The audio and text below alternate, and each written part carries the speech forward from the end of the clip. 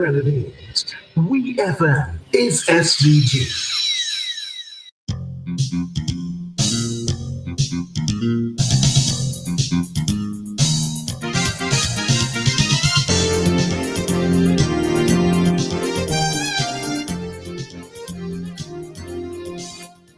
24 minutes on to 11 o'clock here in St. Vincent and the Grenadines. You're locked on to WFM 99.9, the Clean Fresh Sound, and this is your Isyotan program. Remember, Isyotan is an interactive program, so the numbers to call are 457 9997 if you're calling from a local landline, 532 9997 if you're calling from a digital cell phone, and you can also send us a message or call us on a WhatsApp at 457 9997. The It's Your Turn program is being hosted by Mr. Cecil Ryan and Mr. Philbert John. Good morning to you, Cecil. Good morning to you, Karen, and good morning to Philbert, and good morning to our listeners. Joel is not here with us this morning, but I'm sure he's listening wherever he is at this moment. I just want to give him a shout up. Hope you're doing well. I want to greet those who are listening via the Star FM platform and also the Garifuna. We welcome you very warmly to our program this morning, and we expect a live discussion on an engaging discussion, I should say, on our program this morning. I just want to make sure that we are all up for it, and hope that everybody is doing well and upful this morning. Philbert? Yes, Cecil, thank you very much, and good morning. Good morning, Kieran. Good morning to all of St. Vincent and the Grenadines, and to all persons listening to WFM wherever you are on the island itself, neighboring territories in the wider diaspora. Good morning.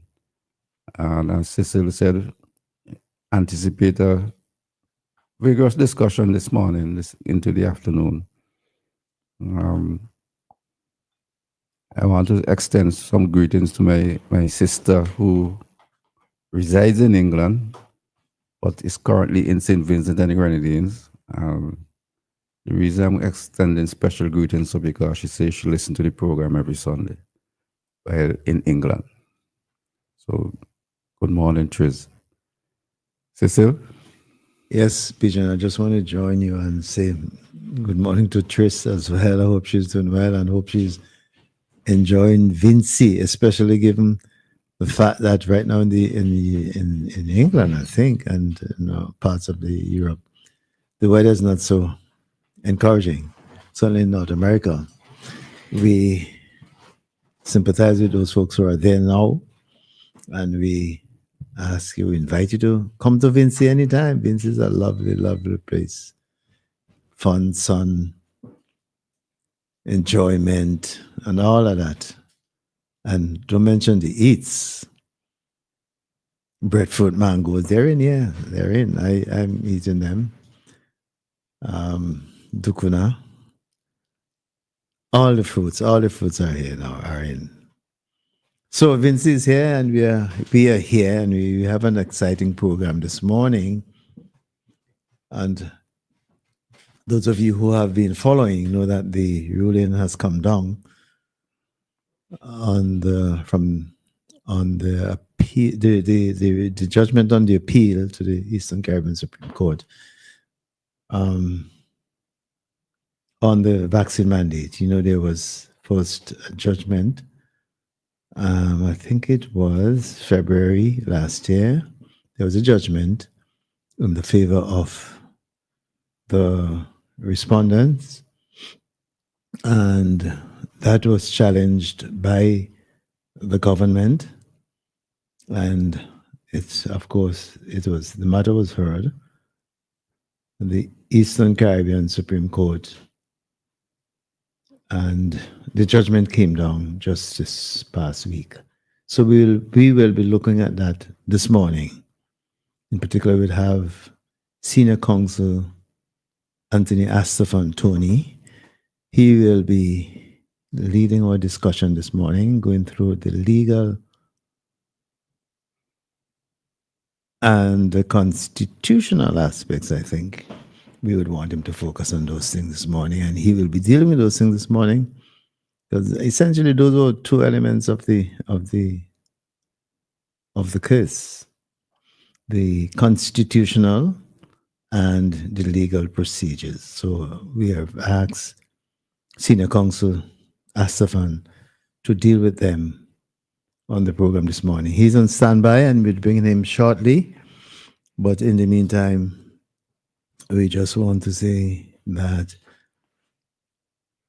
Vincy is a lovely place. It's lovely outside. Pigeon is breezy and not hot, but some people say cold, but it's not really cold. It's cool. It's lovely to be in Vincy this time, especially when we know that Pigeon, your buddy and friend, is making ripples all over the world, man. Trump. Oh, you recognize, you admit him. Yeah, man, this man is making all kind of ripples all over the world. I think a Trump is necessary every now and then. Well, a Trump card. A disruptor. Yeah. Our old prime minister, in his own right, was a disruptor, but of a different kind. Yes. Yes. Right. Trump is not necessarily driven by noble ideals. No, of course not. Okay. It seems to be hormonal more than anything else. But people are listening to him and people are enabling him. Yeah. I was listening to an interview, a press conference this morning between the Prime Minister conducted by the Prime Minister of Israel and the Secretary of the United States, Rubio. Yeah. Echoing essentially and endorsing essentially Trump's ideas, view of the world, planned actions, and so on and so forth. And it sounds kind of a bit, it's out of order, out of the ordinary. And it's just a bit threatening, you know. I'm sure the people in Europe must be trembling to see that in the next however many years they're going to have to deal with a Trump in the White House. Yeah. All right. In the meantime, we have our own situation here to deal with, and we're going to focus on our own situation. So I want to now invite Senior Counsel Astafan. I believe he's going to be speaking via video link from Dominica, where he lives. And I believe he's following the program. And I just sent him a note to ask him to link with us now so we can introduce him properly and begin our discussion. So, Senior Counsel, I believe you're tuned in. So please. I want to make 2 points in relation to the judgment. One, it has been a bit divisive. People come down on one side or the other. And to that extent, it has generated a lot of discussion. Very many persons are highly upset, angry at the judgment. And they are making certain remarks in public. I just want us to listen to the judgment itself, the facts, the law, and respond accordingly. I'm hearing some comments about corruption, bribe, this and so on. You have to be careful. You don't impugn the character of the law and the judges, one side or the other. Peter, not to cut on you, but I just want to add to what you said. A lot of these people who make those comments and who respond in those ways are ill-informed. They're ill-informed about the document, the source document, the Constitution, for example. Right. A lot of them haven't read it properly and don't understand it and don't follow it. Some of them are conveniently so, by the way. And let us see it too, secondly, as an academic exercise, because there's much to be learned about the process or processes involved in arriving at a judgment of this nature. So, yes, engage in discussion as vociferous as we could be, Of course. but at the same time, be careful with the remarks you're making. You don't want to, but in my view, some people have made comments which borders on being in contempt of court. So because the judgment didn't come your way, you are attacking the judges, Mm-hmm. the judges in the most horrendous of ways. I think we're better than that. Well, I'd hope so. Let us try to be better than that. I agree with you, Pichan. All right, so I think Senior Counsel is with us. We're going to bring him in and say morning. Good morning, Senior Counsel Asafan. Good morning Good to morning, you. sir. I believe he's not here. Probably mic is probably muted. That is Mike, his phone. He did say to me in a message just now that he's not hearing us, and that's strange. From our end, we are going to make sure that everything's set properly. So we are seeing you, but we are not hearing you. Why is that? Okay.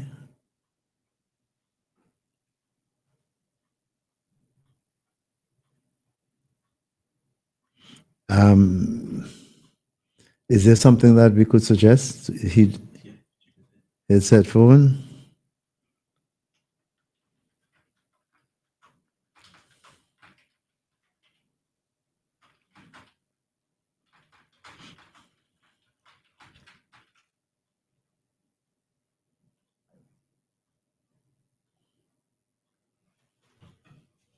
Yeah, I think so.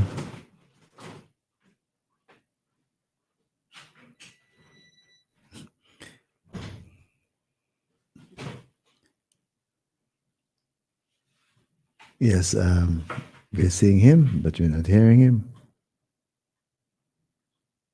He seems to be busy doing something in terms of his. Oh, he took off his headphone now.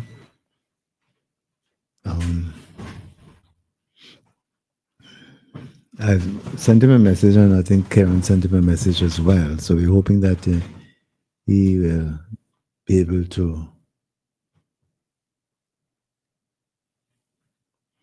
He will be able to. I hope he's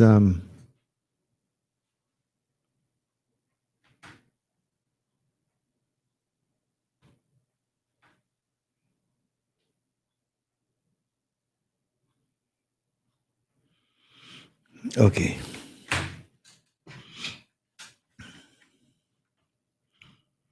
Pigeon, in the meantime, sports, where are we with Well, I haven't been keeping track so much of these different sports, but some schools have already had their sports. mhm. And I think centrally, the one in which we generally have interest. I think that's supposed to be on the 28th. Okay. And that's where that is In happening. Victoria Park. Oh, Victoria Park, yeah. Mm-hmm. One was in. Can you hear me? Oh, no, we're hearing you now. Can you hear us? If you can hear me, fine, but I can't hear anyone. All right. Well, we might have to. We can hear him fine.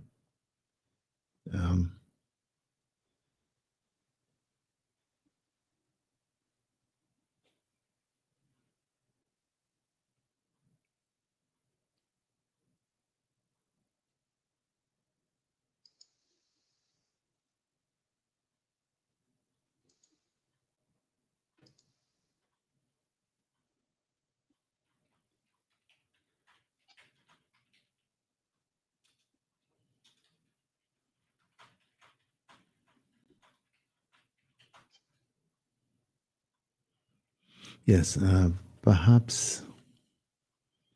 Okay. I just sent him a message to ask him to speak, so he may wish to hear us on his other device, whether it's his.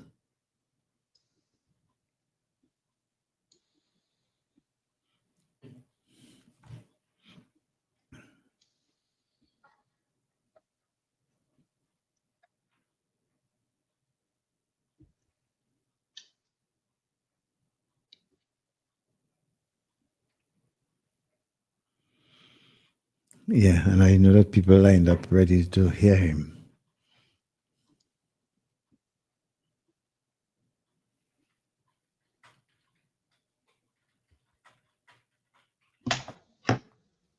Okay, that's the sound. Okay.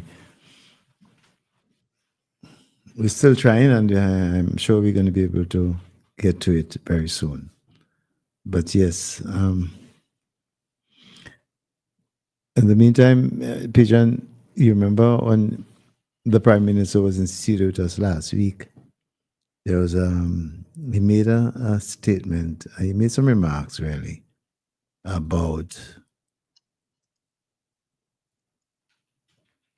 Cricket West Indies and what's happening there in terms of, and our expectations here in St. Vincent and the Grenadines too was to be able to host two of the T20s with match West Indies and Australia, but it didn't happen. So, and I noticed places like St. Kitts and Nevis and Jamaica would be featuring. And I mentioned these two places because when at the time of the ICC tournament, these places did not bid for whatever reason. They were not part of the of Yeah, their. I can't do a whole show without hearing him. I can't hear a word. No. Oh, we will sort it out. They will sort it out as we go along. But at least you start the show. Somebody's advising him, and we're hearing. So,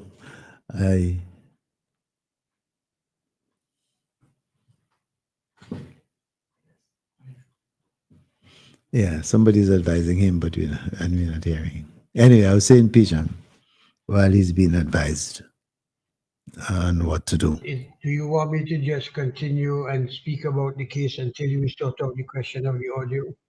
My son was just using it. I don't know what happened now.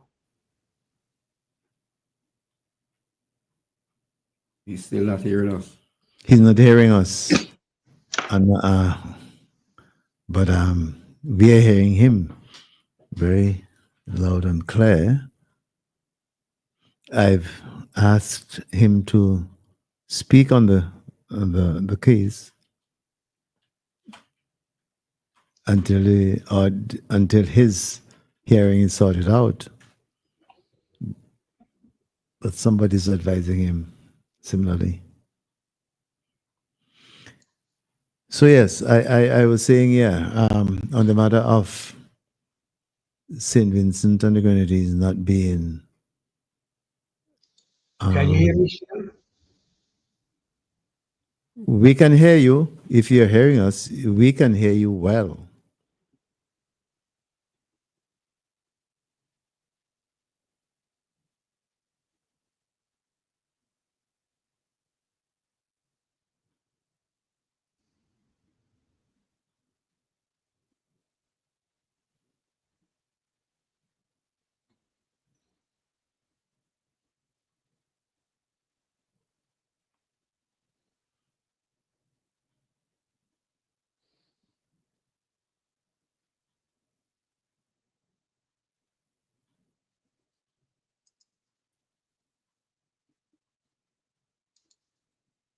All right, so I've sent him a message to say that we are hearing him and that he should just begin speaking. So we'll hear what he says.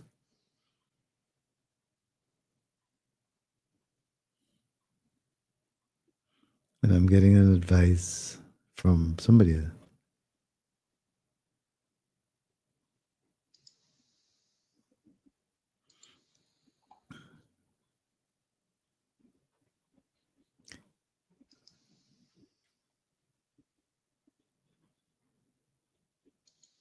Yes. Well, I suggested to him a while ago that by text, that is WhatsApp text, that he should go ahead, speak on the case while we sort out the audio from his side. That is his hearing. The problem, that's what it is.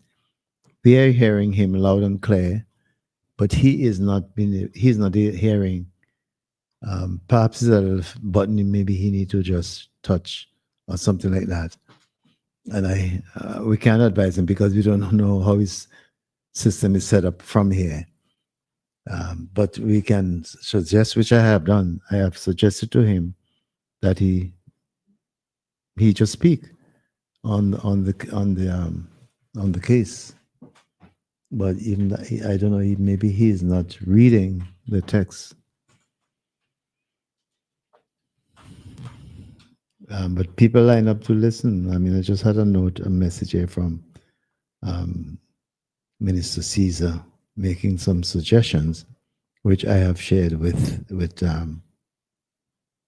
senior counsel.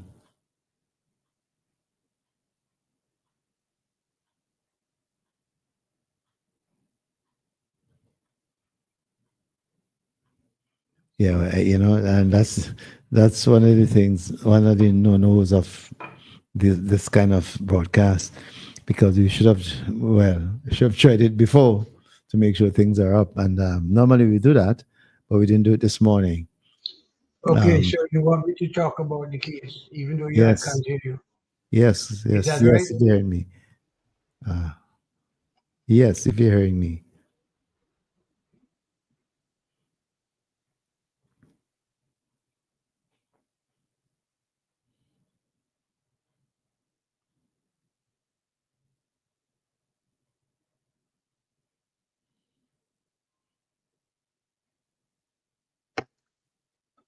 So, Cecil, I'll just go and speak about the case until we sort out the question as to why is it I can't hear what you guys are saying. Can you give it up so I know I can proceed?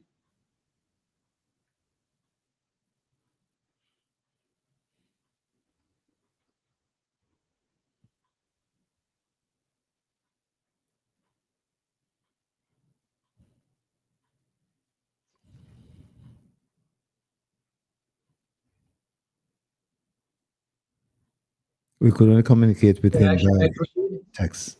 And I've been doing that, huh?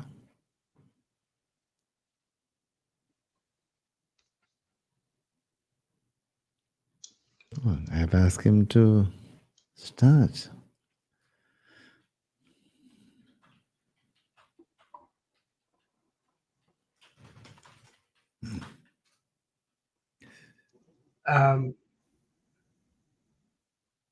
I'm being told to proceed, to go ahead and speak, but I wanted to get a signal whether I should proceed, Cecil.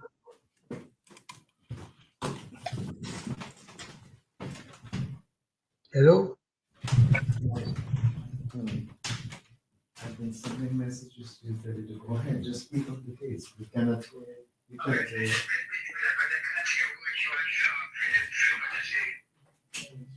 Yeah, we could just take a break. So we will take a break and get right back to you as soon as this issue is sorted out.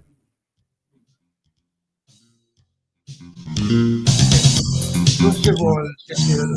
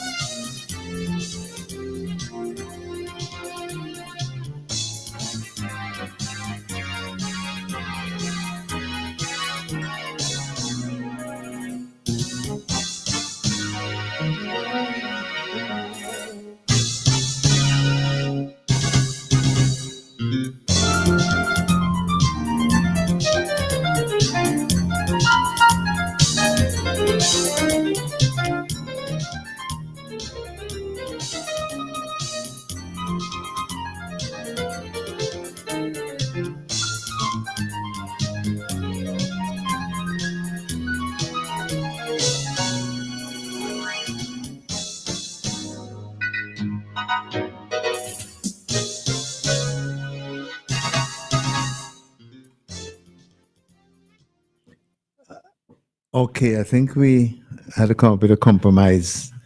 Let's see if we can hear Tony now. Okay. Senior Counsel, you there? We're hearing you now. Can you hear us? Yeah, I can hear you now, Cecil. I'm really sorry about No, that's that. all right. That's okay. That's okay. We understand. We should have, the technical issues. So you're on the program now, and we're going via WhatsApp. Should have done that before, but anyway, we're happy to have you on, and we want to apologize to our listeners for this technical bloop. It's not our fault. We should have figured this out before we started the program. But anyway, we are here and we're ready to go, and we want to invite Senior Counsel Anthony Astafan to begin by giving us, explaining the judgment.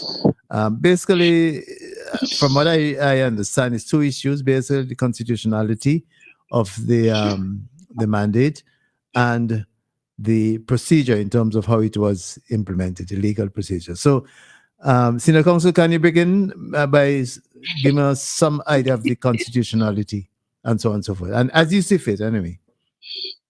Yeah, well, before I say anything, I need to thank my legal team from the AG's chambers and Mr. Graham Wallace, Catherine, Karen Duncan, Sharifa Harper, and Frank Joseph, without whose help, I don't think we would have been able to achieve what we did at all. So I have to go on record and thank them for their considerable and overwhelming assistance. Yeah, we are extremely happy with the judgment. I think the judgment of Mr. Justice Ventos and Mr. Justice of Appeal Webster are clear. Now, you mentioned one of the two issues was the constitutionality of the mandate. Well, as Justice Ventos pointed out, that issue was that the constitutionality of Section 5, which created the mandate for the vaccines, was not challenged at all. What was challenged was Regulation 8, which we said was a combination of the GMO's recommendations and that of the ministers to ensure compliance with the recommendation. But some essential points I need to point out. This is a case that turned significantly on the evidence of the chief medical officer on her monitoring of the situation with COVID-19, with the increases in infections, hospitalizations, and death, her communications with the regional and international community and organization, and her monitoring of the development of the vaccine and the efficacy and how should I put it, efficacy of and safety of the vaccine. Based on the evidence that she gave, there was no question in our mind, as is the case with Justice Ventos and Justice Webster, that the special measures which were put in place to protect the public and the frontline workers was clearly constitutional. And he gave several reasons for that. The other is the question of the right to be heard. Justice Ventos and Justice Webster were very clear. The right to be heard does not have to always take place before the event, especially in a circumstance such as this, when there existed how should I put it, a deeming provision, which says if you did not do something within a certain amount of days, you're deemed to have been abandoned. And that the Regulation 31 of the Public Service Commission regulations provided for the right to be heard. And I think Justice Webster and Justice Ventos was clearly absolutely right on that as well. There were other matters that were of significance to the question of the pensions. There was a hue and a cry about being deprived of their pensions and so on. Justice Ventos, again, did a comprehensive analysis of the Pensions Act and the constitutional provisions dealing with the right to pension. And he ruled, and Justice Webster agreed with him, that the deeming provision and the termination of employment by refusing to comply and to participate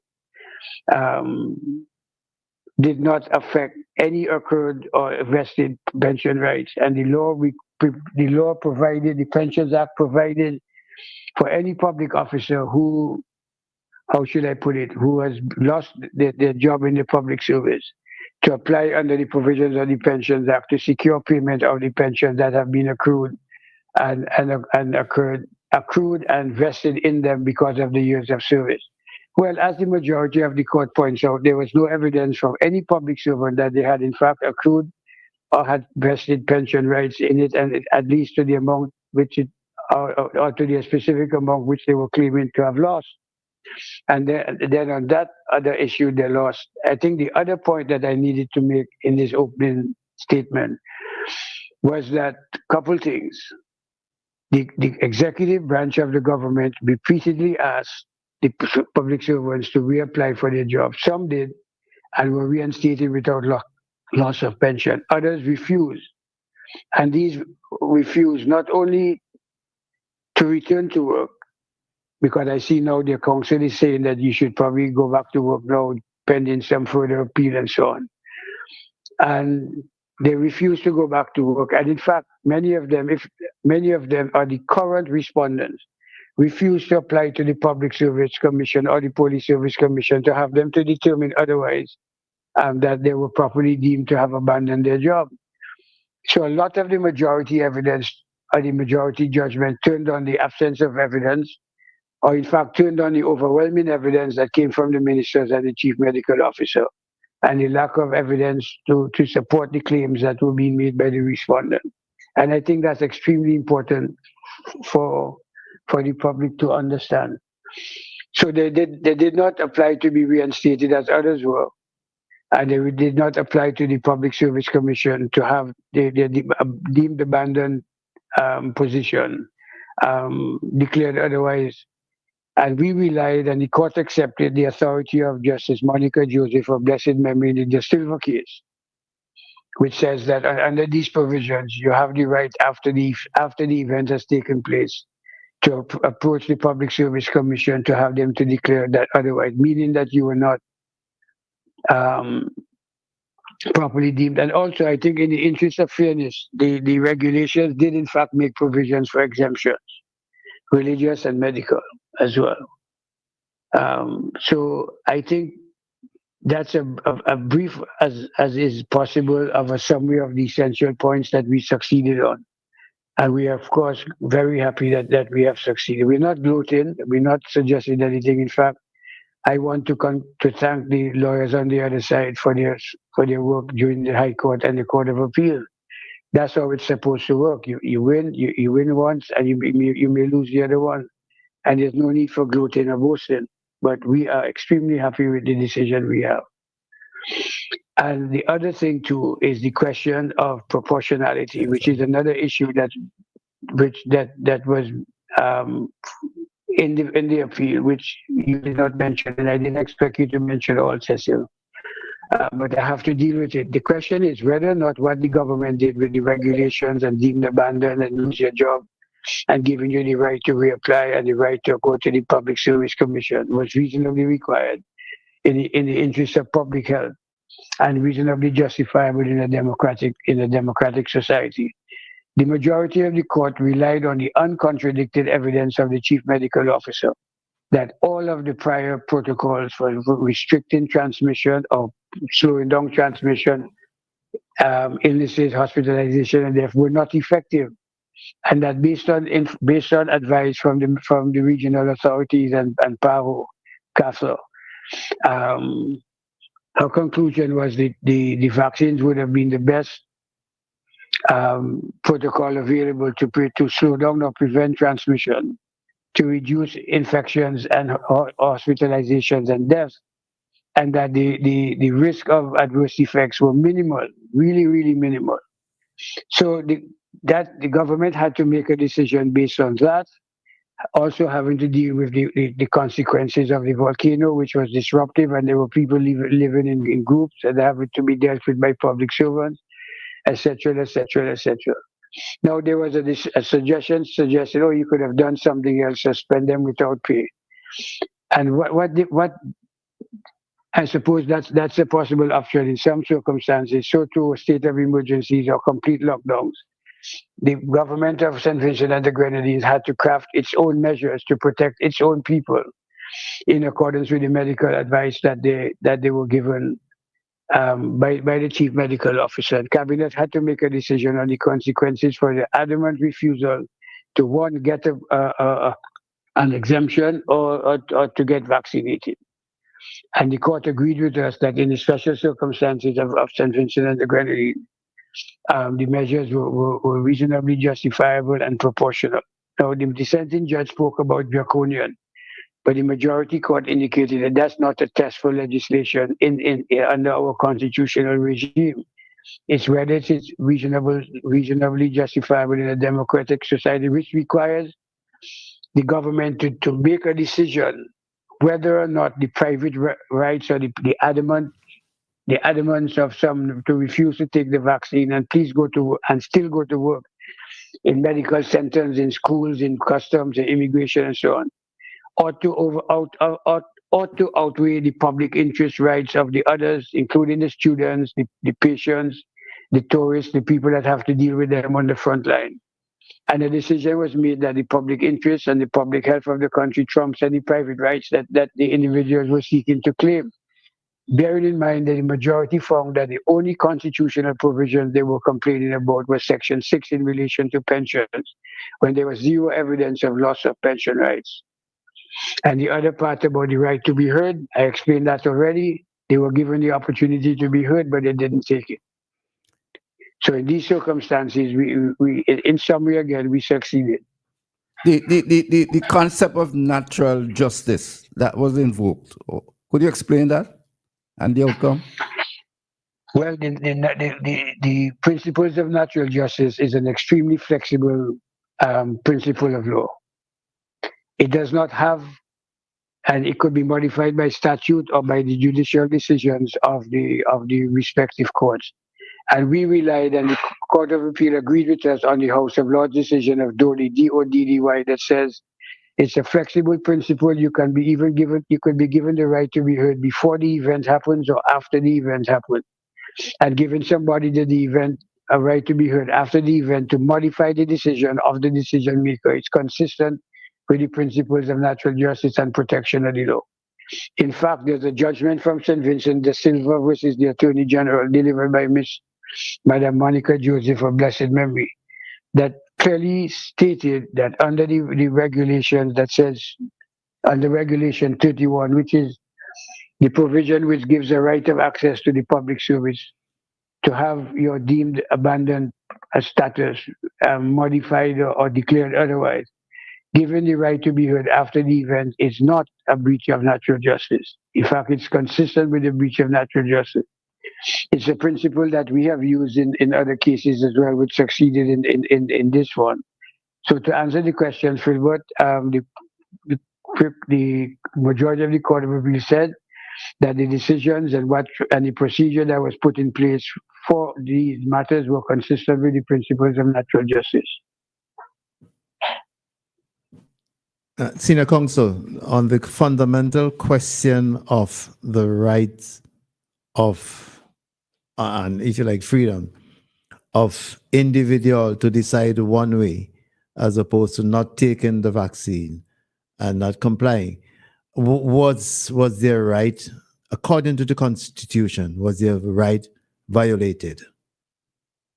Well, every single provision, almost every single provision in the Constitution is subject to the interests of others and to the public interests and to the public health. Every single one. And in the face of a public crisis, individuals cannot dictate what the health regulations or obligations should be if it conflicts with what the executive considers to be in the public interest. The only constitutional provision that they relied on and were claiming that the regulations and the measures and the actions taken were inconsistent with the provisions of the Constitution was because they were claiming, and the Court of Appeal has found out clearly, declared clearly that they were not deprived of any rights of accrued or vested pension. Because even if they were dismissed for misconduct, which they were not, or for some other offense under the disciplinary provisions, having deemed your position having deemed your position to have been abandoned by your own act, did not deprive you of your right to claim for any accrued or vested pensions under the Pensions Act.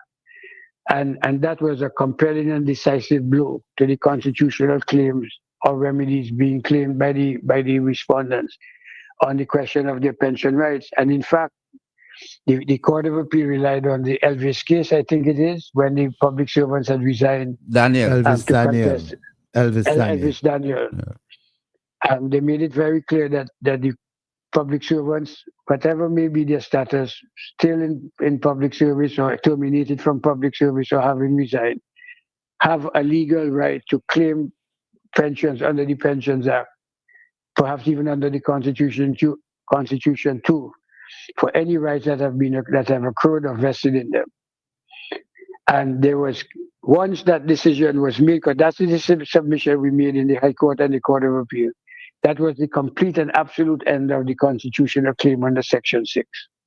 And the other issue I note is the separation of powers issue, where they were claiming that the minister violated this principle when he acted as a legislator rather than an implementer of. Could you explain Well, that's that? a great question.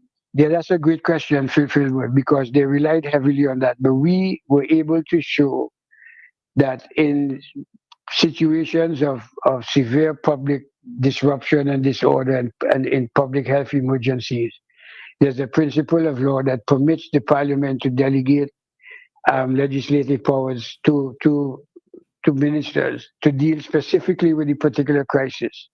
There were a couple of cases we relied on. One was from the Final Court of Appeal of Hong Kong, where specific legislative powers were delegated to the council, the executive council, or whatever it is, right, to make rules to control the violence that was taking place, because Parliament does not sit every day, and you can't recall Parliament to deal with emergencies on an ever-changing virus situation like that. All right, and we also relied on a decision from South Africa, and we relied on the basic principles of construction that says that delegating legislation to deal with medical or public health or public order emergencies was not only constitutional, but it was common sense to vest emergency powers in the executive to deal with the ever-changing situation that violence or viruses may occur. And in the specific facts of this case, the legislation restricted the authority of the minister, which is the prime minister, because the High Court judge felt that the Attorney General, the Governor General, or the Minister of Agriculture, my dear friend Klebuda, could just wake up one morning and change the law, which was absurd, which was an absurd construction of the legislation. And thankfully, the Court of Appeal said that there were, in any event, controls by limiting the responses or the amendments to the responses to the COVID virus that was ravaging the country. And in any event, the regulations, the regulation had a specific provision that permitted that obliged the minister to return to the parliament within 3 or 6 months to get the resolution that he had passed amending the legislation ratified by the full parliament. That's called a negative procedure rule, which we also relied on. And the Court of Appeal agreed with us, relying on the court case, the final decision of the Court of Appeal, the decision of the final Court of Appeal of Hong Kong, that's a method of controlling legislative powers in the arms of the executive during a crisis. We also argued, and they agreed, that control can also come from a judicial review claim if we believe that the minister or the prime minister acted in bad faith, or in fact change a law. Take, for example, change a law of income tax purporting to do it under the COVID virus response legislation would clearly be unlawful. But once the regulations and amendments made by him, resolutions made by him, were consistent with a response to the COVID crisis, he was acting lawfully, and the Court of Appeal agreed with that. And there's a point that I need to make: the ministers of public service and the Minister of Health and the cabinet were at all times, and this is uncontradicted evidence, these were not arbitrary executive actions. These were decisions based on the medical evidence of the chief medical officer, and cabinet had to make a decision through its ministers what was the appropriate way to enforce the legislation, because Regulation 5, which actually created the mandate for the vaccines as opposed to the consequences of the vaccine, was not challenged by the respondents at all. So Senior Counsel, are you saying that all the procedures were followed according to the Constitution and according to the regulations? 100%. In fact, 110%, because I now have the backing of the Court of Appeal. Mm-hmm. I want to go back to the question of the fundamentals. And if I want to quote the Constitution itself, Chapter 1, dealing with the protection of fundamental rights and freedoms. where it says, whereas every person in St. Vincent and the Grenadines is entitled to the fundamental rights and freedoms, that is to say, the right, whatever his race, place of origin, political opinions, color, creed, or sex, but subject to respect for the rights and freedoms of others and for the public interest, to each and all of the following. And it names certain things. I don't want to go to them all but I note G in section 3 of the Constitution. It says, for the purpose of preventing the spread of infectious or contagious disease. And in section 10, it's A, it says, nothing contained in or done under the authority of any law shall be held to be inconsistent with or in contravention of this section, to the extent that the law in question makes provision that is reasonable, required in the interest of defense, public safety, public order, public morality, or public health. So all of those, I would imagine, were considered in coming up with the. Well, we relied on the provisions of the Constitution that says, subject to such limitations of that protection as are contained in these provisions, be limitations designed to ensure that the enjoyment of the said rights and freedoms by any person does not prejudice the rights and freedoms of others or the public interest. And you will see in most, if not all, of the constitutional provisions, express limitations being made for public health, and you read it. The only constitutional provision that was seriously raised is the Section 6 in relation to pension. All right, and as the majority of the Court of Appeal held, there is nothing in the measures that were put in place to deal with the COVID crisis and the deaths and the hospitalizations and the disruption to the economy and so on. None of that had anything to do with the pensions or had any effect on any pensions of any public officer that are part of this case that would have been acquired or accrued lawfully under the Pensions Act of 19, whatever the year is. So even if you were, like for example, in the Elvis Daniel case, even if you left your job, you still had an independent standing right to pursue your pension rights and dues under the legislation, even though you may have resigned, dismissed, or deemed abandoned, or removed from the public service. That independent standing right to pension is not affected by that decision. The other issue of note is the definition of abandon. I note that the dissenting judge didn't agree with the rules relative to abandonment. The definition. The definition. Well, he said, could you explain abandonment from the standpoint of the case? I will. We approach this on the singular basis that the Regulation 5 and 8, which is one, the mandate and the consequences of failure to comply with the mandate, were terms and conditions, new terms and conditions of the public servants that the executive branch were entitled to put in place. Let me explain that. It was nothing to do with discipline. It was nothing to do with removal. It had to be that in the present crisis that we are in, it is imperative for the frontline public servants to be subject to the mandate in order to protect themselves and the people that they deal with in schools, with kids, and in hospitals, with sick patients, and so on and so on and so on. And we are saying that by their failure to take the vaccine, they had abandoned their jobs because they were refusing to comply with the terms and conditions of their employment, which were considered necessary to combat the COVID crisis. So they made a voluntary decision, in my view, and this is how the Court of Appeal dealt with it as well, not to take the vaccine, in many cases, not to apply for medical or religious exemption, and not to apply to the public service to have the deemed abandoned provisions declared otherwise. In other words, by failing to act to protect themselves, they've lost the benefit of the protection of the law. But there was also a rule which states that they must be subjected to a regular testing, which I gather that they also refuse.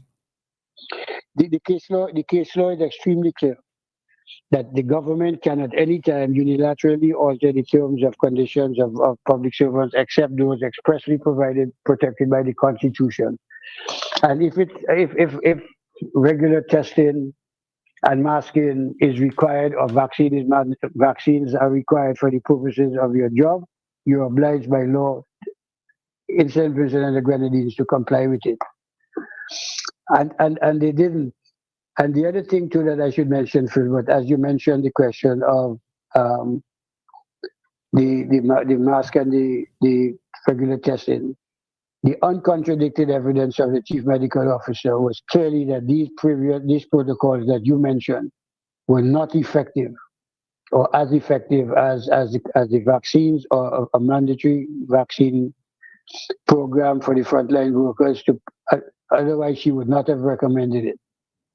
So these things were there. They could have done it, but it was not working. And therefore, insofar as the frontline, not the entire public service, and so far as the frontline workers are concerned, additional protocols were required. And I just want, for the purposes, to emphasize the point that I'm trying to make on behalf of my team. May I just read something here quickly? Of right? course, of course. At paragraph 9 of the judgment of Justice Ventos, he quotes the judge at paragraph 181 of her judgment. She said the claimants have outlined certain details about the financial, emotional, and physical, psychological hardship they and their families have endured since they were deemed to have resigned their offices. In a word, it was not easy for any of them. However, their contention that they were forced to take the vaccine does not accord with reality. That's the judgment of the High Court judge. The very reason why this case is going on is because they elected not to take the vaccine as a matter of principle or conscience related to their claim to body and to bodily autonomy, and that the vaccine mandate was illegal and unconstitutional. The fact that they decided to take it, the fact that they declined to take it is itself evidence that they retained the choice to opt out of taking it, albeit being fully aware of the stated consequences which were operationalized by the Minister, the Public Service Commission, Police Service Commission, and the Commissioner of Police. So there's an acceptance by the High Court judge that there was a deliberate decision not to take the vaccine, and there's another part of the judgment I want to look at. Is the judgment of Mr. Justice Webster, and I'm hoping if my team is listening, they could draw my attention to it, where he said that the respondents are in this position because of their own deliberate and conscious decisions not to comply. I'm trying to find it for it, and for some odd reason I marked it off to read to you this morning, but I'm unfortunately not finding it. It may be possible to come back to it, but in the meantime, you can go on. Yeah, no, you can ask me further questions. Okay. I'll find it when you ask me questions. Is it paragraph 129 in the judgment? Let me see.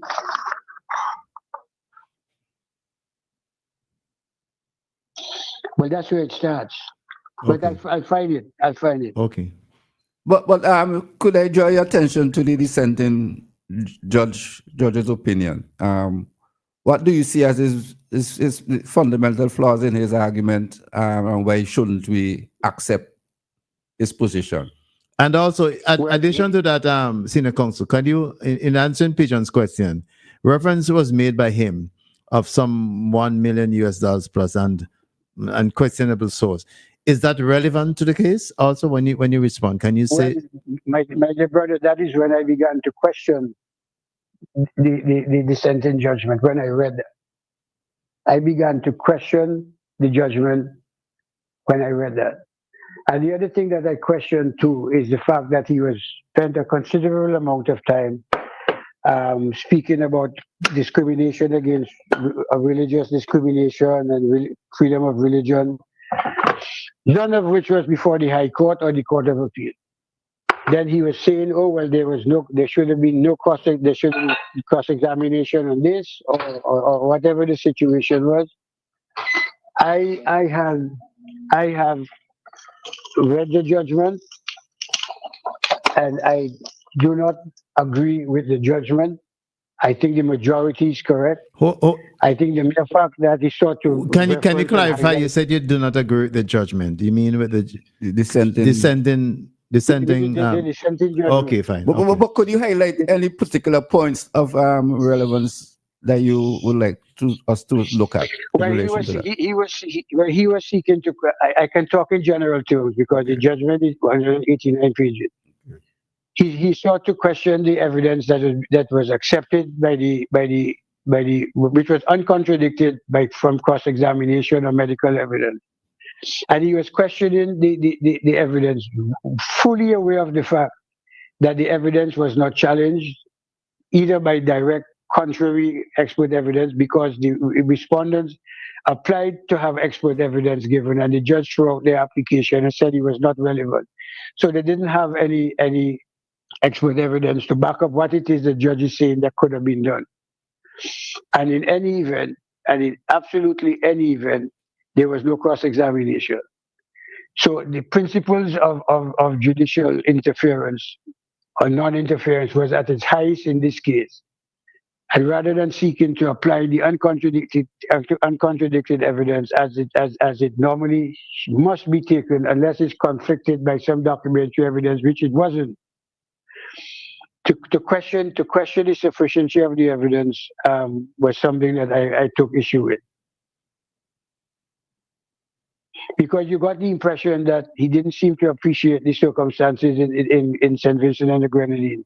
He spoke about other countries, Trinidad and mentioned other countries had states of emergency that prevented citizens from coming back. Others had lockdowns that completely shut down the country. Others had various different methods of dealing with the situation.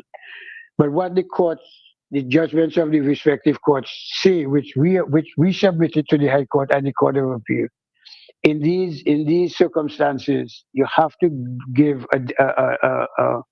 defer to the opinion of the executive and legislative branches, who are better equipped to deal with these medical emergency matters, or medical emergency matters. Sorry. And unless you can establish some fraudulent conduct or some bad faith, and there was no allegation of bad faith or fraudulent conduct in the case at all, the evidence of the chief medical officer and the ministers have to be accepted.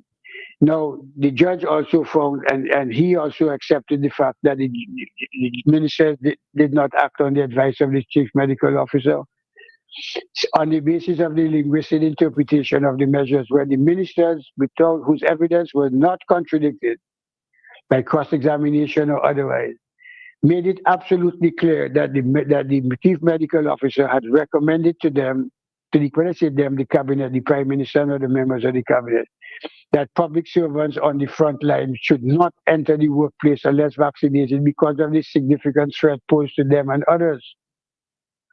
So because the regulation did not use the language of the chief medical officer, if her recommendation was accepted, and the other parts of the regulation, which was 8.1 and 8.2, which was designed to enforce the provisions of Regulation 5, which is the COVID mandate, the minister of public service and public, is it public service or public health? But one of them, I can't remember. Minister of Health. Minister of Health had the lawful authority to do under the provision of Section 147 of the Public Health Ordinance, and under Section 38 or Section 39 of the Interpretation of General Clauses Act. So I give very little weight to the judgment of the dissenting judgment as it stands now. I think many of the issues that he sought to deal with were answered. Incidentally, Senior Counsel, the paragraph I think you were looking for to quote concerning Judge Webster, is 134. Some about 8 lines down in that paragraph. Paragraph 134. I'll get it. In the meantime, if you could go back and clarify for us the reference to the money issue. What Yeah, Cecil asks about the relevance of that. There is zero relevance. It was never an issue before the High Court judge, nor was it an issue during the hearing of the Court of Appeal. Why that judge in particular? And let me tell you this. Justice Ventos and Justice Webster are lawyers that have been on the court for many a year and have great and considerable experience in constitutional matters. Judge Waldbank, who I'm not criticizing as a judge, does not have the level of experience in constitutional matters they have.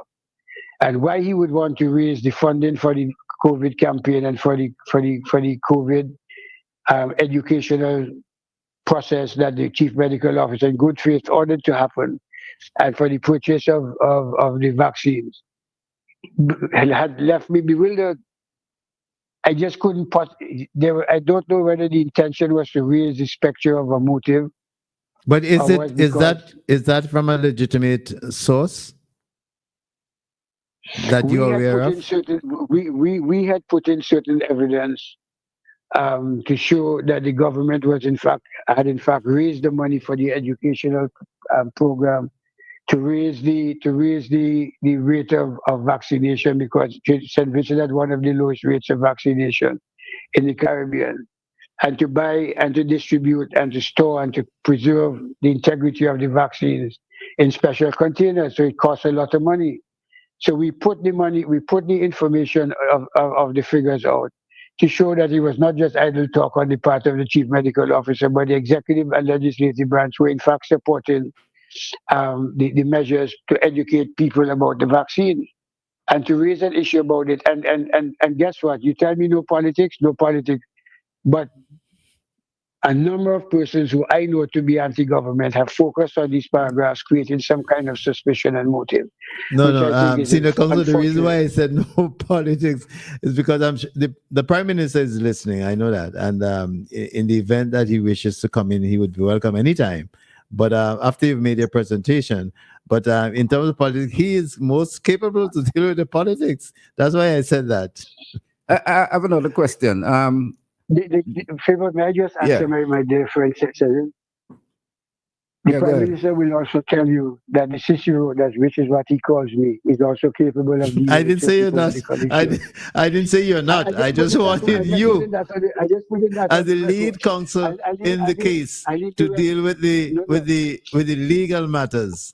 That's all. That's all. I didn't say you're not. Your point is well made. I will leave the rest of the Amazonian to deal with. Okay. Yes, sir. I read someplace where Justice Ventos' qualification has been challenged in Grenada. Is there any substance to that, and does it have any implication for the judgment, particularly in a higher court?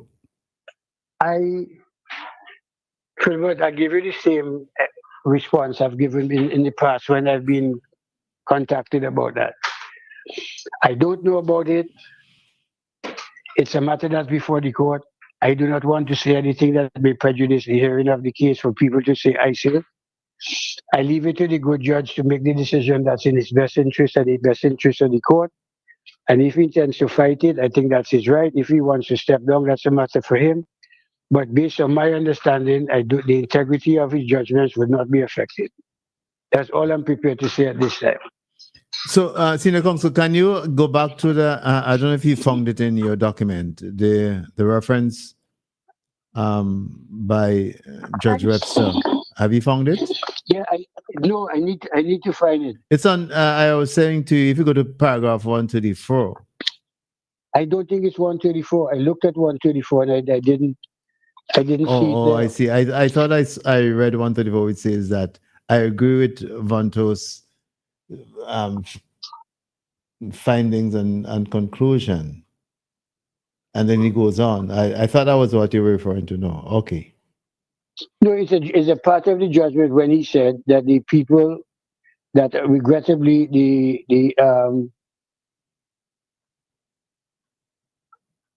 respondents are in the position that they're in right now because of their own deliberate action. Oh, okay. I didn't. All right. Yes, Senior Counsel. I found it is paragraph 144. 1 second, Philbert. Let me read Yeah, it. go ahead. My overall conclusion is that it is unfortunate that the actions of the employees resulted in their deemed resignations from their employment. However, the government was faced with a drastic crisis of unprecedented proportions that was causing significant health issues and loss of life. Measures had to be taken to address the situation. In the circumstances that were prevailing during the pandemic, the measures taken were not disproportionate, unconstitutional, ultra-virus, or procedurally unfair. Those who chose not to comply, no matter how conscientious their objections, had to deal with the consequences of their non-compliance, which is something very close to what Ventos in fact said and what the judge herself said. So we have 3 of the judges making it very clear that there were deliberate acts of omission on the part of the respondents. Philbert, you wanted to ask me a question? Yes. The Prime Minister has made a call for the workers to return to their jobs. Isn't that in a way giving effect to the judgment of the lower court? The Prime Minister, in fact, before the judgment came out, in the first instance by Justice Henry, the government repeatedly made it clear that people were invited to reapply to get their jobs at the earliest possible opportunities, from my recollection. And a number did, and a number of them did. Those refused to do it. And it appears from the news items I have read, it's not the first time their lawyers have told them, look, you can fight the case, but at the same time, you should apply to be reinstated. And I don't know what the position of the union is, whether it was intransigent, political, or non-cooperative, I don't know, but some did, some didn't, most didn't. And their lawyers telling them the same thing again.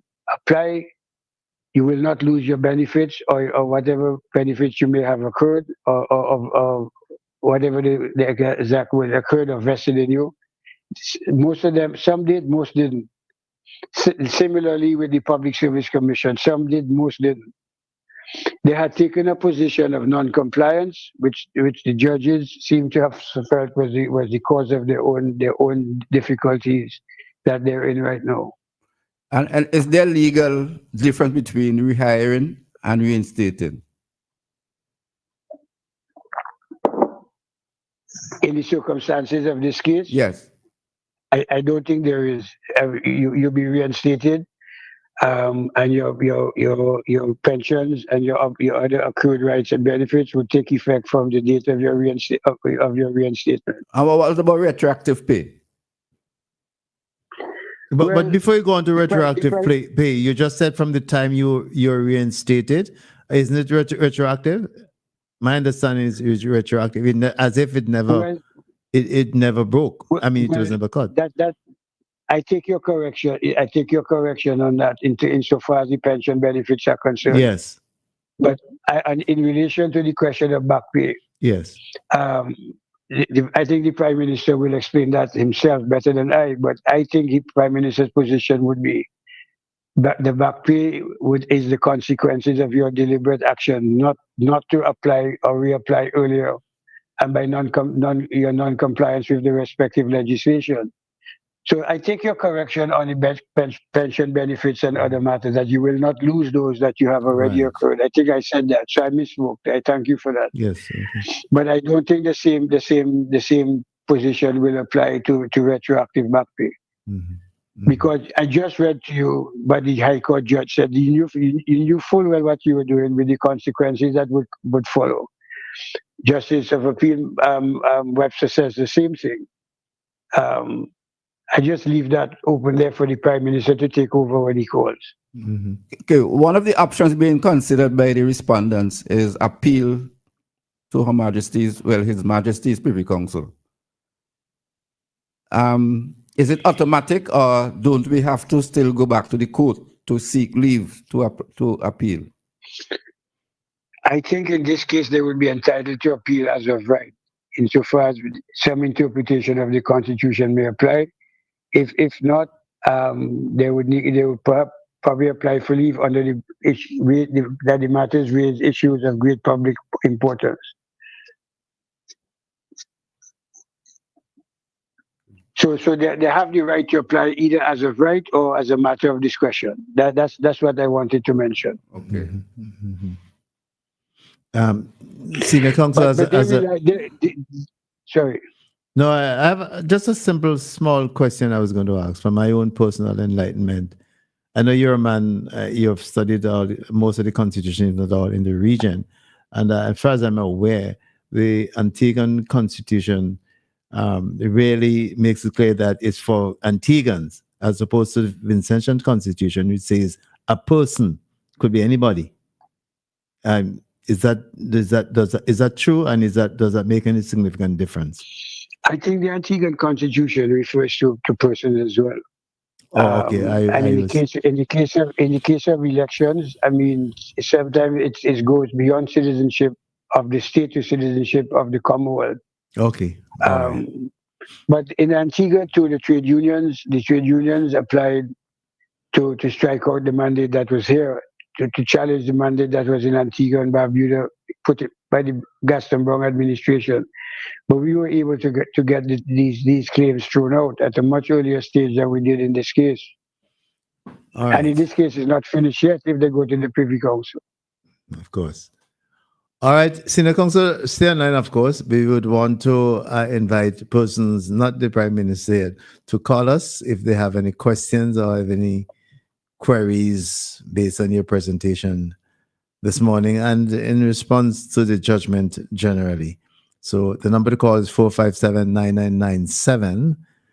And you can call us. You cannot call us via WhatsApp, unfortunately, because that's the line that Senior Counsel is on.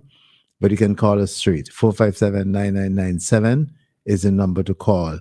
And we'd wait to hear from you while we raise other matters. And after which, we will ask... Cecil, Yes. Cecil, can I say something before you go? No, we're not going. We're not going. You're there. I thought you were going to a commercial break.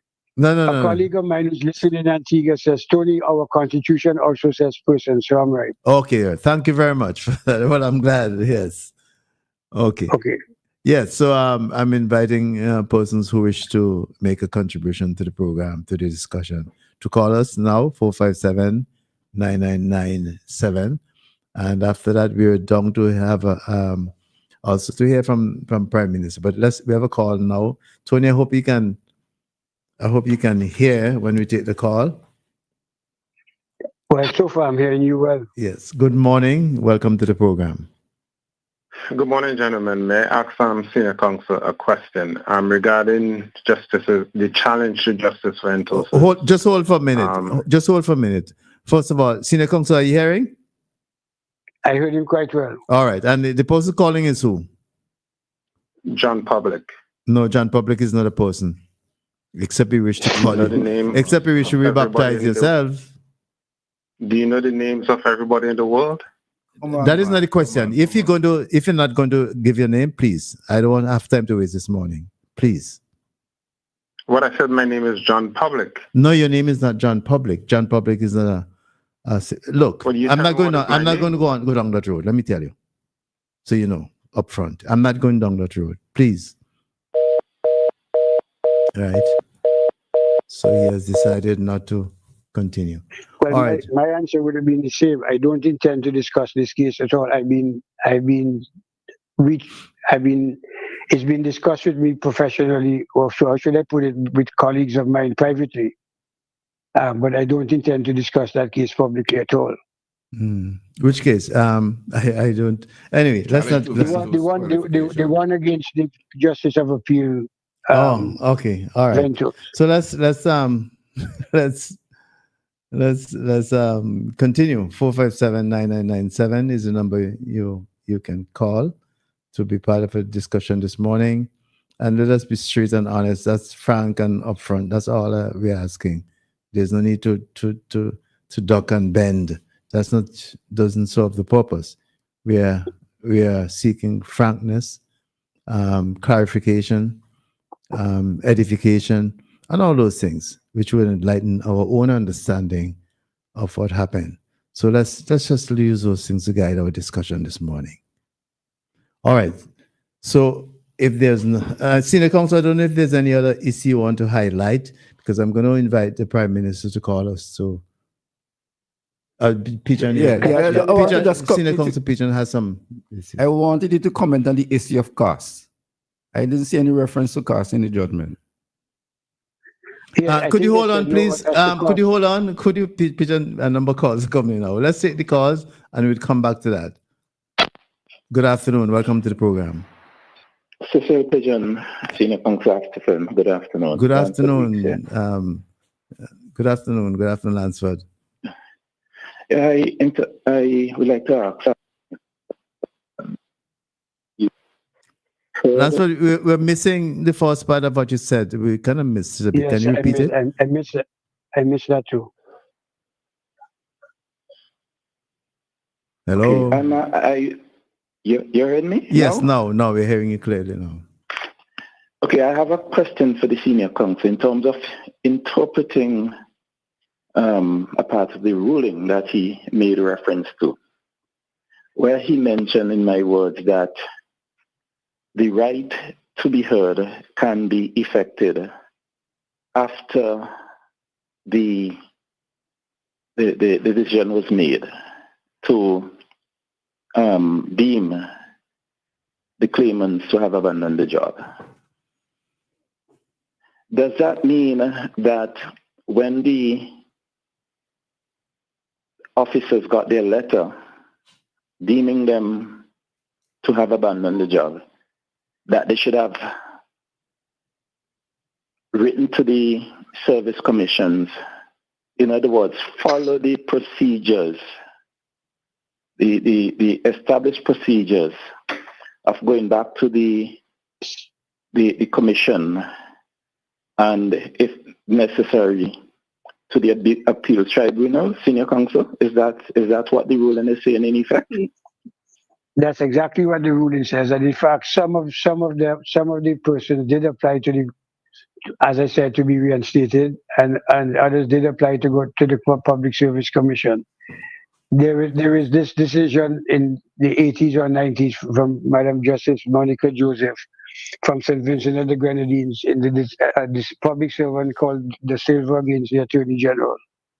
And that's precisely what she ruled, that if you're deemed abandoned because you're absent from work and you're notified of that position, you can apply to the Public Service Commission after the fact to have that decision modified. And in fact, she said there's no time limit on when you can approach them afterwards, to approach the commissions after the fact. And there is a decision of the House of Lords in Dodi versus somebody else, which we relied on, that says that the principles of natural justice are flexible depending on the statutory context or social and economic context or legislative context, giving somebody the right to be heard after the fact, to allow for modifications to take place, is entirely consistent with the principles of natural justice. So that is precisely what the Court of Appeal. So in other words, when there is a decision of the commission that you're not satisfied with as a public officer, rather than running to the courts, rather than taking the matter to the courts, you should take it through the usual procedures that exist in the public service. Well, I would modify what your response a bit. If you're going to apply to the court by judicial review, it ought to be done after the decision of the commission is made, particularly if it's a decision that you are unhappy with. And shouldn't you take that to the appeal tribunal first before you go to the court? That's what I'm trying to establish. Well, if you go by judicial review, I mean, I'm speaking about my own experiences, and there's an alternative statutory remedy of appeal, then the court is very likely to dismiss your application for judicial review. But if there is, and I don't know for a fact, if there is a statutory right of appeal, on any decision of the Public Service and Police Service Commission, then you ought to deal with that first. Thank you, The sir. simple point, Pigeon, is that as the High Court, to a large extent, the two members of the majority found, these good ladies and gentlemen are in the position they're in now because they refuse to comply either with the measures or with the provisions entitling them to go to the Public Service and the Police Service Commission. Thank you. Thanks. All right. Thanks for calling and engaging, Lansford. All right. Yeah, Pigeon, in the meantime, no? We have another call here at Senior Council. Good afternoon. Welcome to the program. Hello, good afternoon, Cecil and others. Good afternoon. My name is Franklin James. Oh, Dr. James, greetings. Yeah. Now, I also, if probably somebody could help me understand certain things. I know that when you walk in, because I noticed that issue has been made about the meaning of the word, the abandonment.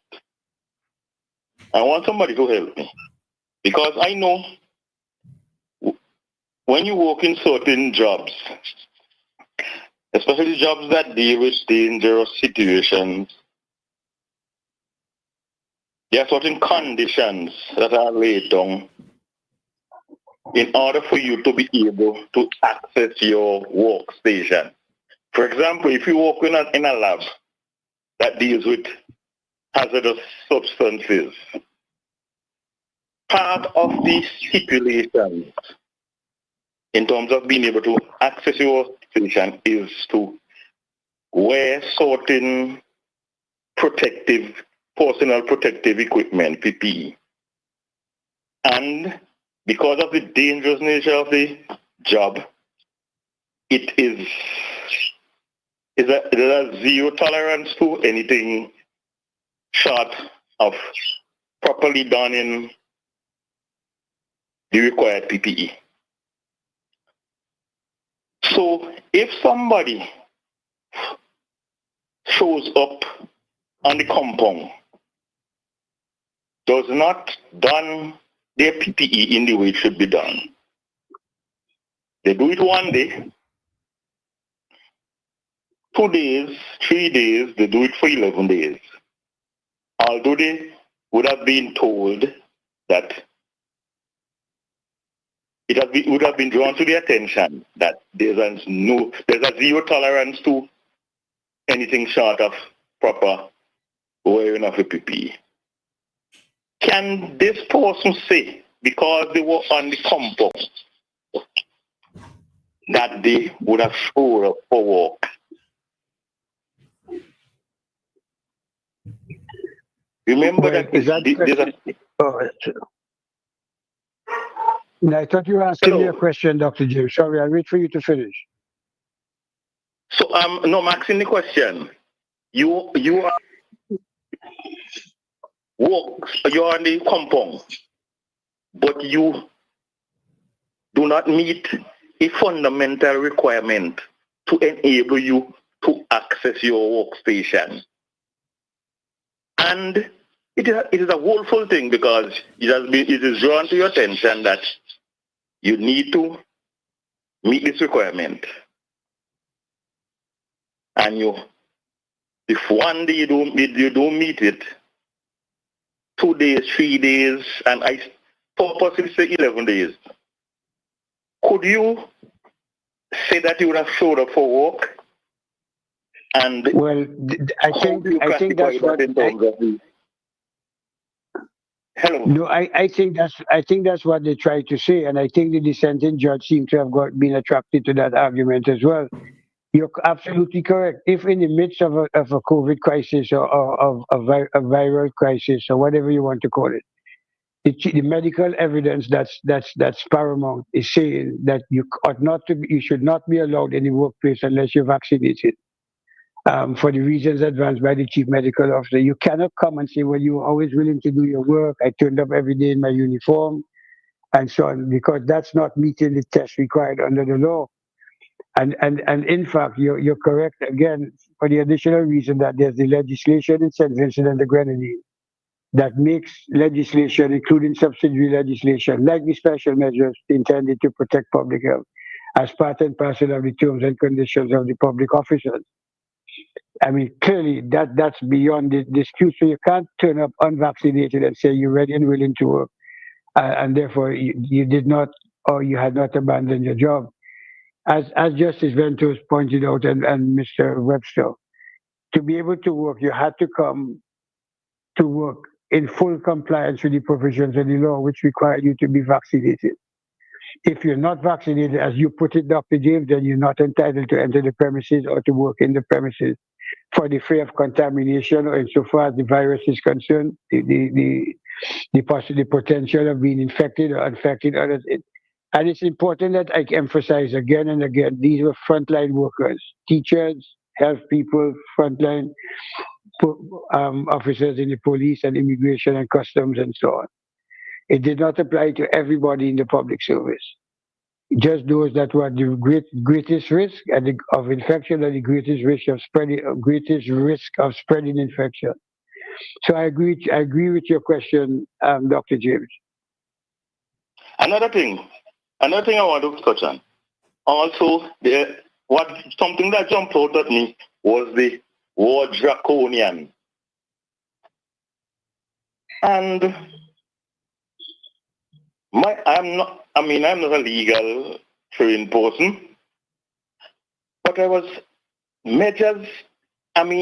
draconian measures have been taken on numerous occasions and would be taken. A matter of fact, I don't think it would be blasphemous of me to say that there is no more draconian measure than the one stipulated by the Most High for sinners, which is hellfire.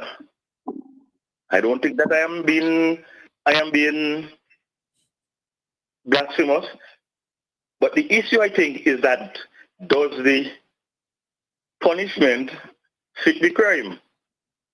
So to me, the issue of something being draconian and a major issue being made of that, to me, if the issue is of such a magnitude that it requires a draconian measure, it requires a draconian measure. The last thing I want to James, before you get to your last thing, let me respond to that question. The critical test of constitutionality is not draconian; it's the public interest test and the proportionality test, and both the majority. Both of the majority judgments were absolutely clear that in the light of the uncontradicted evidence of the chief medical officer and the absence of expert evidence, the previous and the prior protocols were not as effective as the chief medical officer would have liked. And she consistently mentioned in her affidavit her references and discussions with Powell and CAFTA and others and so on. So she made the decision to make the recommendation. And the minister put in place Regulation 8 to ensure compliance. As the High Court judge accepted and Justice Webster accepted, they elected not to take the vaccine. They elected not to take the vaccine, and I just want to repeat that again. They elected not to take the vaccine. They could have taken the vaccine. They did not. They did not accept the invitation of the Prime Minister to return to work. They did not accept the fact that they had an absolute right to approach the Public Service Commission to have this deemed abandoned, declared otherwise. There was a number of options open to them, all of which they turned down.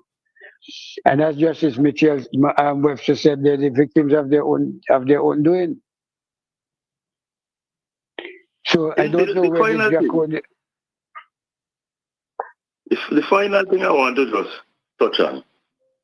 I don't know if I'm wrong, but I noticed that I got it that an issue also was made in the sentencing judgment about the apparent change or the government changing the meaning of the word abandon or abandonment. And I got the impression that the judge was probably saying that, giving the impression that words are not, the meaning of words are not cast in stone. I'm not a legal expert, but I understand a bit about language. You're doing well, Dr. Etymology, there's something called etymology. There's something called etymology, which is the study of the history of the meaning of words and how words mean. And specifically, there's an issue in etymology called semantic change, which deals with the changing of the meaning of words depending on context, the broadening of the meaning over time. So to me, I don't see anything, anything about the changing or widening, the meaning of words depending on context. Have been widened and would continue to be widened and modified as time go by. So I think the issue of changing the meaning of the word, to me, I got the impression that he was probably saying that, Boyd, the meaning of this word is such and such now, and it should be fitted into that confine and not subject to any sort of modification or change depending on context. I don't know if I'm wrong, but I got that impression. No, but you're correct, Dr. James. Permit me to respond before you leave. We relied on a Privy Council case that suggested that abandonment is not merely the voluntary refusal to turn up to work, but it could include the refusal to comply with the terms and conditions of employment. In the Court of Appeal, it was argued, and the Court of Appeal agreed that they have abandoned their positions because they refused to comply with the terms and conditions of the work which were necessarily inserted into the law for the purposes of protecting the frontline workers and the public interest from the severity of the COVID crisis that the country was facing. So the Court of Appeal in fact held, the majority of the Court of Appeal in fact held that the result was one, they've abandoned the job because they voluntarily refused to do certain things which by law they were required to do. So we argued it a little broader than that before the High Court judge and the Court of Appeal. But we are comfortable with the Court of Appeal's interpretation of abandonment because it reflects part of what we submitted to the court. And I would just like to mention something, by the way, in ending. I can tell fellas that fighting COVID, working as healthcare workers, as a healthcare worker in the COVID crisis, it has had serious impact on the health of healthcare workers. And I know for myself that it has touched me personally. So, in all this, very little has been said about the impact on healthcare workers, but the crisis and managing the crisis has had a severe impact on a number of healthcare workers, and it is something that we are yet to investigate and really unravel. Anyhow, guys, thanks for entertaining me. All the best. Thank you very much, Dr. James. Thank you very much. All right. So, can I say something? I think the questions from Dr. James are extremely important, and he has in clear terms put the questions to permit me to put what is critically important information back out into the public. So I thank him for that. Okay. While we wait, I'm going to send a message to the PMC. Oh, I think the PM is calling now. So let's just go to that. But yes. Oh, I'm using the wrong one.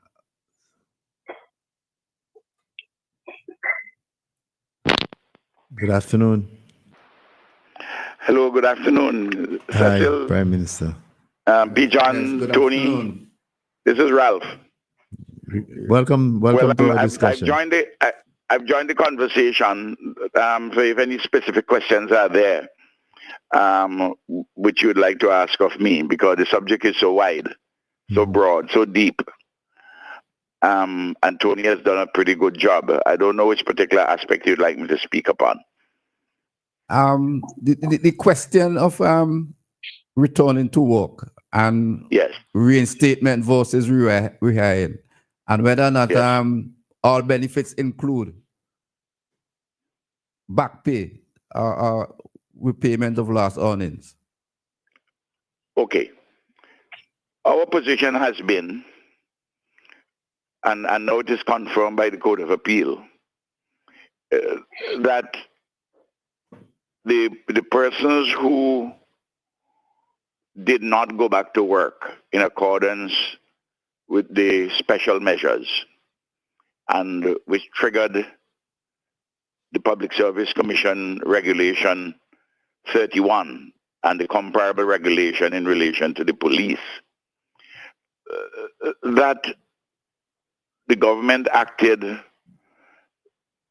properly, fairly, constitutionally, not ultra vires. We did not breach natural justice. The measures had passed. The measures passed the test of proportionality, as it was not disproportionate.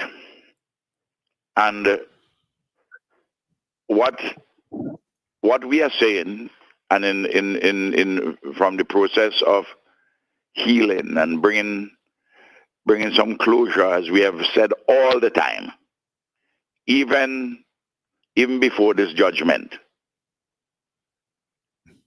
that you come back and you indicate that you wish to return, and what any of the pension rights you would have acquired prior to your abandonment of the post, you add those to what would be earned subsequent to your coming back. That those would be your benefits. It cannot be reasonable to ask for your payment of your salaries for 41 months. John, take a case of somebody who earns $80,000 a year, and there would be a case like that, maybe even more than 80,000. One of the higher end persons. $80,000 a month by 40 months. That's $320,000.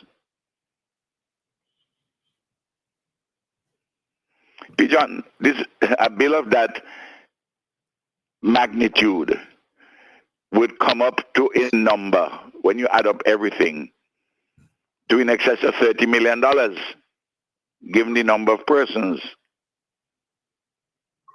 Who's going to pay for that? The ordinary worker, the sanitation worker, the unemployed person, the pensioner who has to the poor pensioner on NIS alone, minimum pension, who has to pay who has to pay the VAT, the farmer, the fisherman.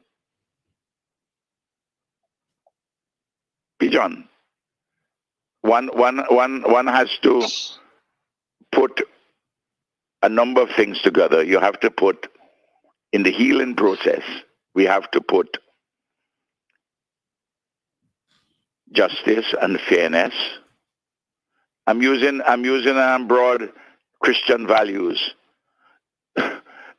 righteousness and truth. All those things have to come together. Because the government is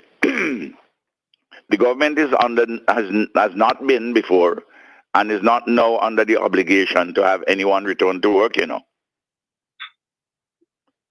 But from day one, after the special measures were introduced, we said, look, you can come and take your vaccine. That is during the time of the public health emergency.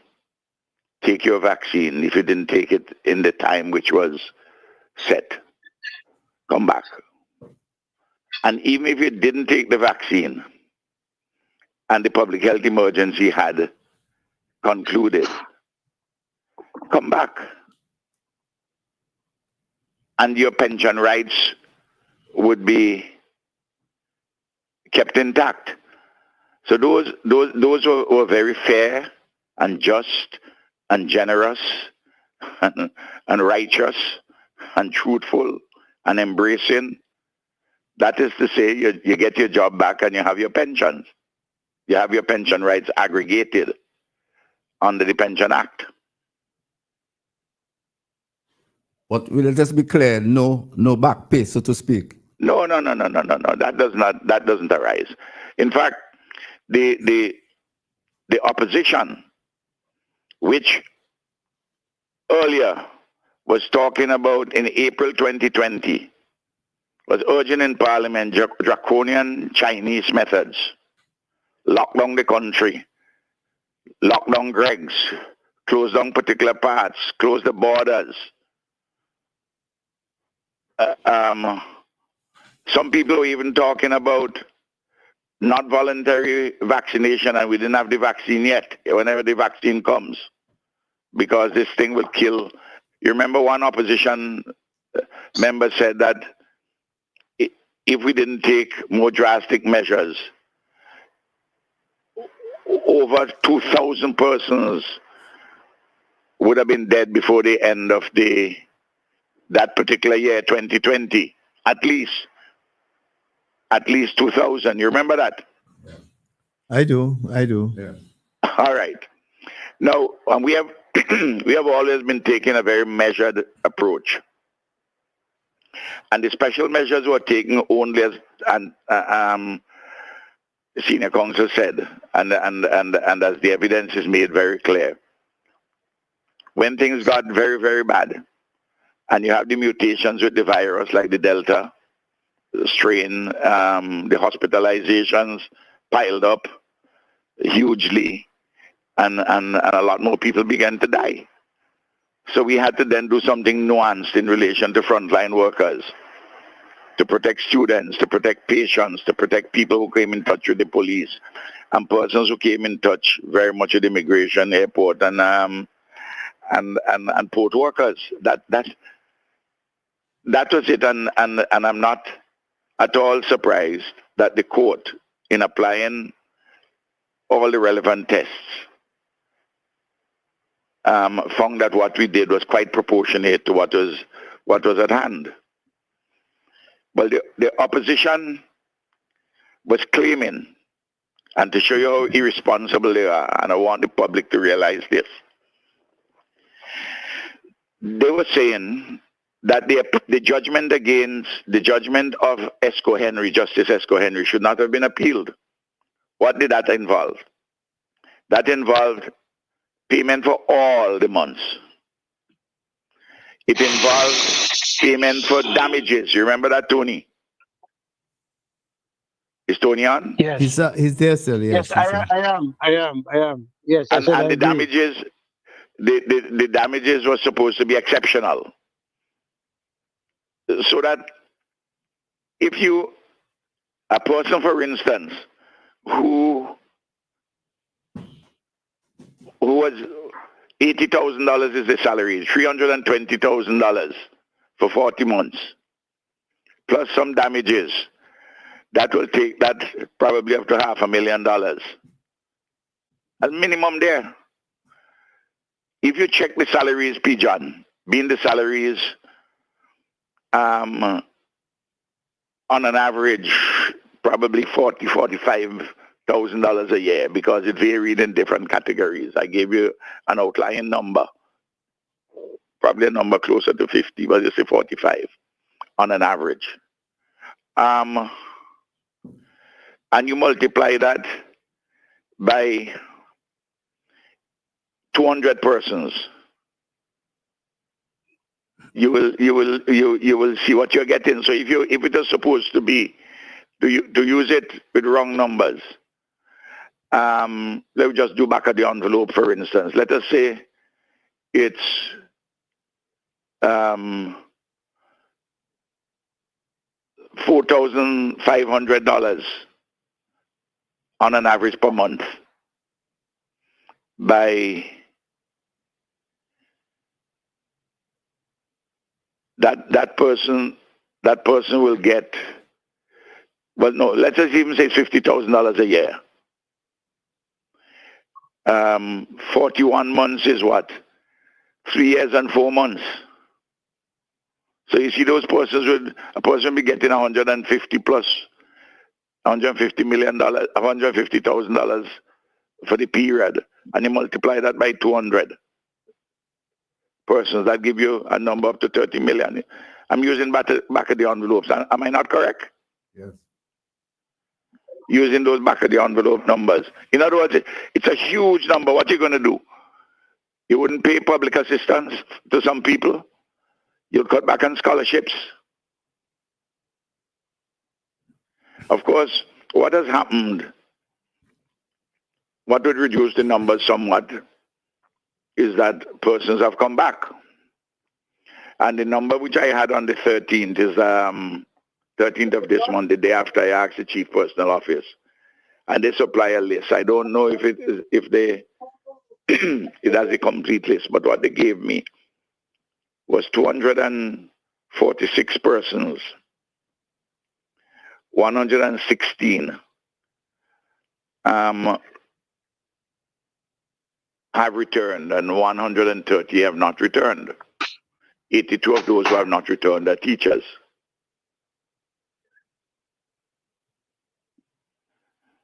But I have made the point that the court will have to say if there's a loss at the Privy Council, the court will have to say those numbers. you know, and that's why I don't think that the opposition and some other people read carefully this highly flawed judgment of Justice Henry. I didn't say that before, though I read it and felt that it was flawed and underwhelming. But now when you read the judgment of the majority, you see that the judgment is highly flawed on 9 separate fundamental issues. She got it wrong. In fact, Plain wrong. And or in law. It's amazing.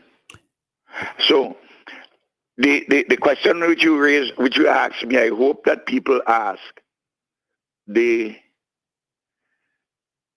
rest of ask the opposition, are you going to allow Pigeon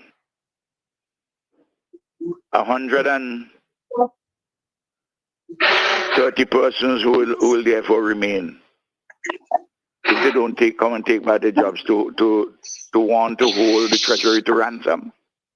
And the Treasury, meaning the people of St. Vincent and Grenadines, it's not Ralph's money. It's your money, Pigeon. You're retired, you're a pensioner. Yeah. But you have to fund that. Speaking about money, sir. Speaking about money.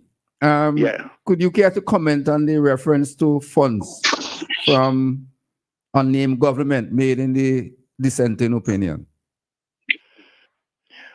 Well, I found, honestly speaking, that was a completely irrelevant piece of background information. And Tony could comment on that. Because everything which we have spoken about, I don't know what the affidavit said. The affidavits probably put from our side, detail something and say from other friendly sources. Nothing turns on that.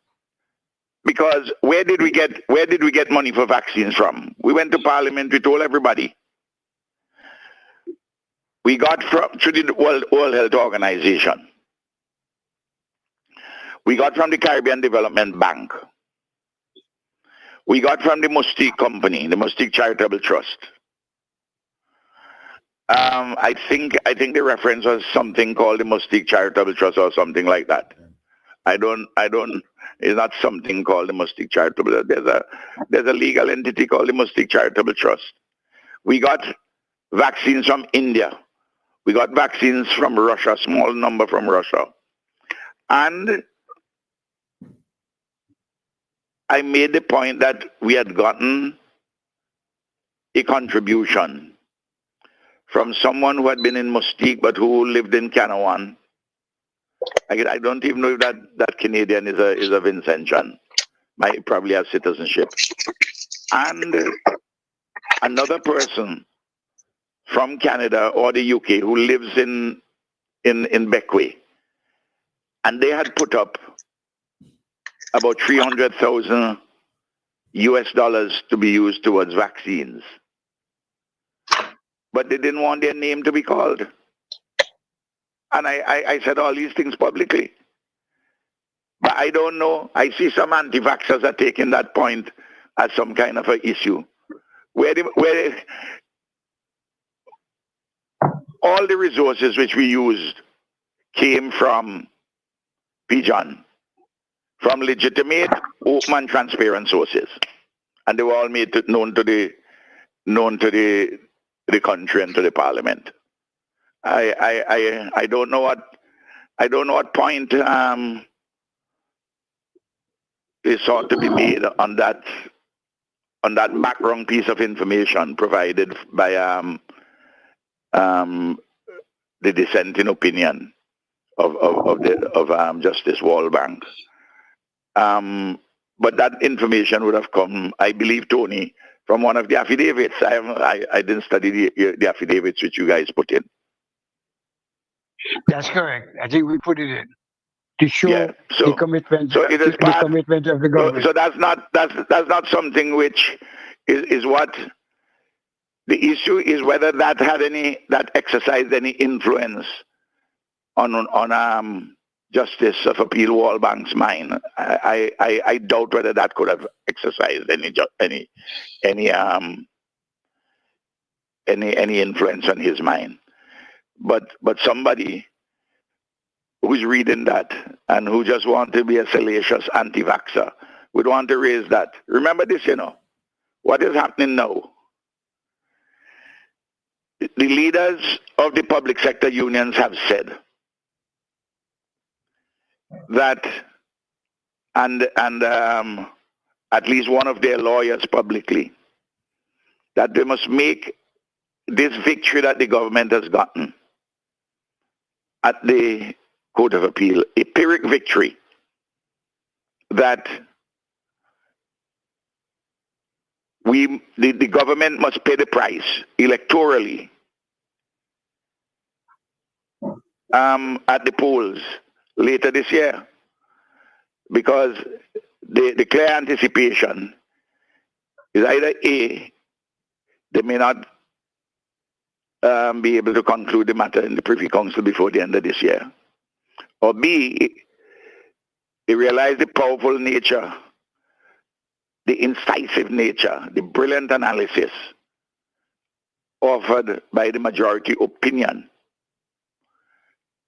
that they realize it's highly unlikely that the Judicial Committee of the Privy Council will overturn such a majority decision.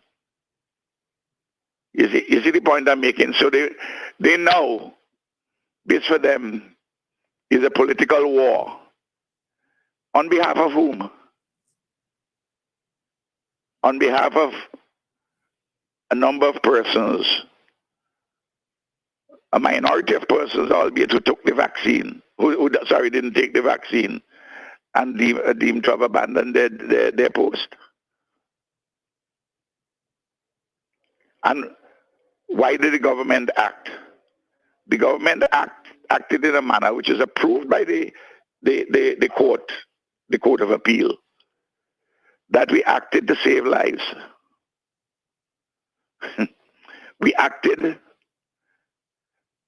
to prevent the deterioration of health, the prevention of deaths, and to secure livelihoods.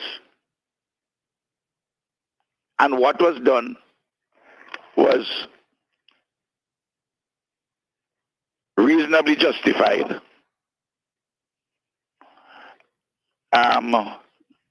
And also reasonably required, for the challenge at hand, and reasonably justifiable in a democratic society. And you know, P. John, the proportionality test, which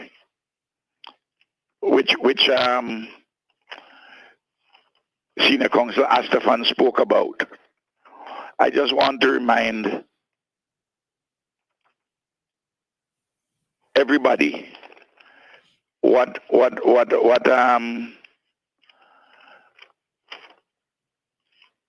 detailed in the judgment as to what this test is about. Tony spoke about it, but I don't think Tony said the 4 elements which the court emphasized he spoke about the De Freitas judgment and another judgment.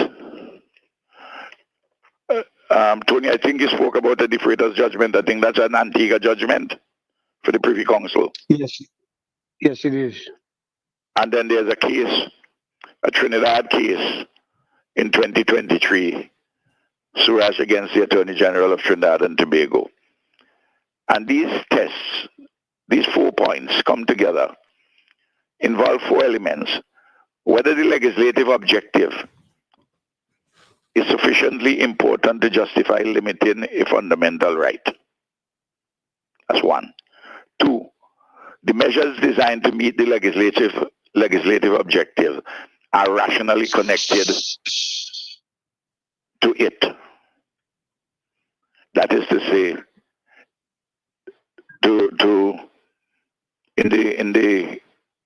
that the legislative objective is linked to the measures, that they're rationally connected. They're not out of whack. 3, the means used to impair the right of freedom are no more than necessary to accomplish the objective. And 4, when I have in regard to all of these matters and to the severity of the consequences, a fair balance has been struck between the rights of the individuals and the interests of the community. And the Court of Appeal ruled that it was quite the special measures taken by the government were proportionate in respect of the task at hand. Isn't that correct, Tony? Correct. No. P. John, in those circumstances, what the government is doing and what we have been asked, what we have been talking about all the time from the very beginning, please come back to work. Come back to work, and your pension rights, they will be preserved. In fact, do you know, P. John, that there are persons who came back, and when they came back, they were near the age to ask for early retirement. And the state authorities, the relevant state authorities, approved the early retirement. And those persons are currently on pension. Some who didn't take the vaccine were deemed to have abandoned their post and subsequently came back. Do you know that at least 2 persons, Tony, who are listed as claimants in this particular case are already back at work? They were back at work since April 2023, you know. Did you know that? I didn't know that. No, sir. No, I did not. I did not. Right now, as I talk, they're working. And persons who had come back and worked for a while, asked for early retirement, got the early retirement, and are now receiving their pensions in accordance with law. So this is not. You remember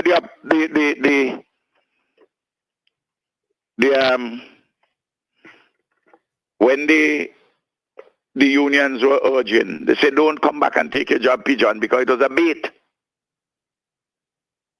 They say reinstate, no bait, reinstate. And it is in that protest that I got my head bust on August the 5th, 2021.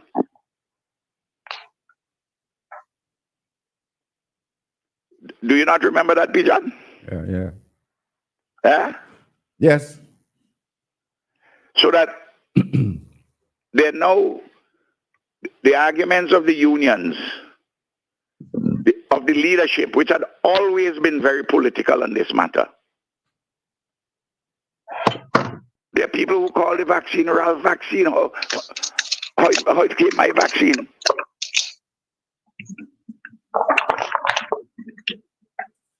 We are the only country in CARICOM which never closed down.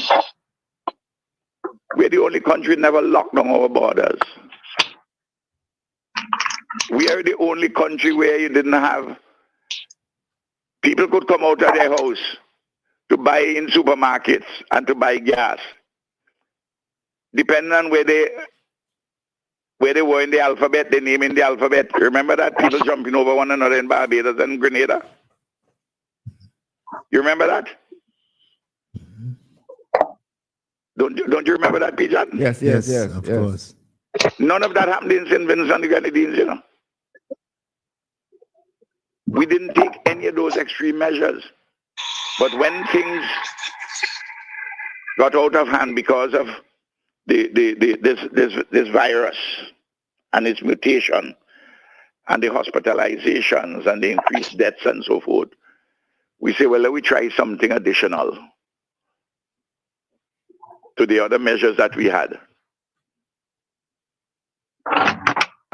And these measures were targeted to frontline workers. People also forget that the leaderships of the public sector unions did not want masks to be worn, did not want to be tested. They said the testing was invasive. You remember that? Was that their position, or they were just reflecting the position of some of the affected persons? No. That was the position they articulated, because when we are saying, at least take the test now, a rapid test or a particular kind of rapid test or the PCR test. They said no. That too has to be voluntary. A test, Pigeon, to protect children, to protect patients in the hospital, to protect other teachers and other nurses. Come on. There's the view that's, I think, is expressed in the, reflected in the dissenting opinion. Yeah. That some in the affidavit filed by some of the teachers, they actually showed up for work. And in one case, they teach online, but they were still denied the opportunity to come to work. Well, I think that is an expression of the view of, I think that was expressing the position of abandonment. Yeah, but the point about it is this: the regulation, for it to have been practical. Remember, at one time, you know, Pigeon, everybody was doing work online. An individual can't decide how they work, you know. An individual is not paid by himself. Are you with me, Pigeon? Yes, I understand. When there was a particular general, and this is what, there's so many things wrong about the dissenting judgment. And if you read carefully Justice of Appeal Ventus, the majority judgment, you will see that every single point which is made in the dissenting judgment would be properly rebutted there if you read both of them carefully. No. An individual worker can't decide that he or she is going to work from home. Epi John? Okay.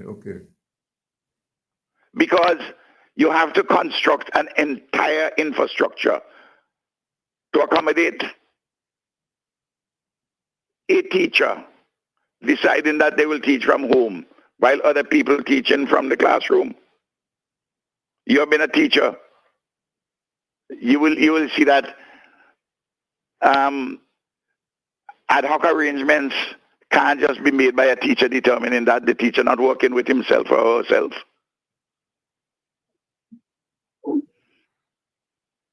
So I don't know what is the value of that kind of a point. You know, if you read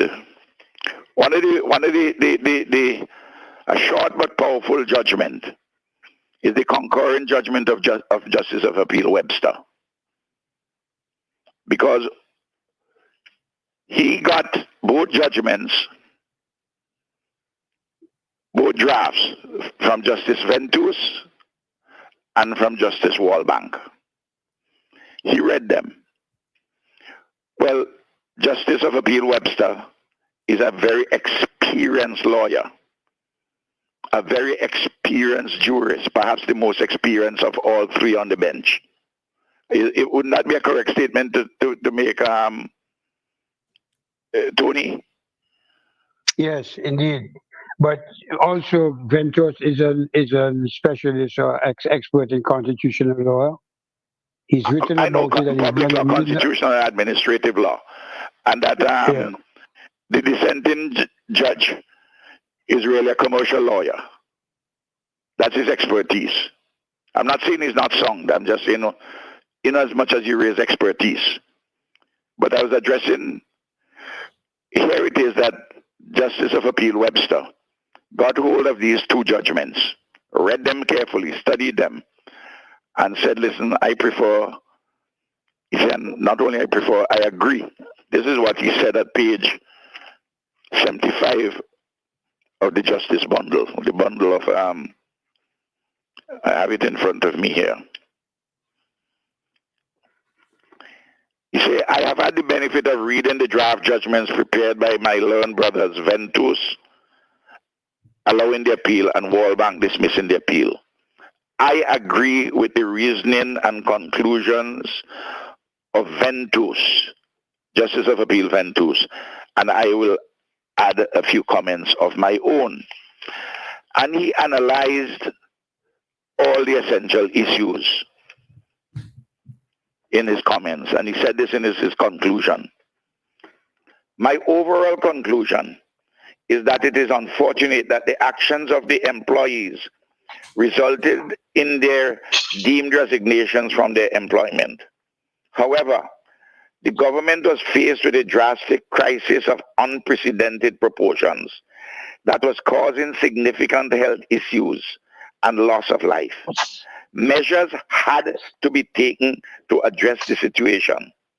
In the circumstances that were prevailing during the pandemic, the measures that were taken were not disproportionate, not unconstitutional, not ultra-virus, and not procedurally unfair.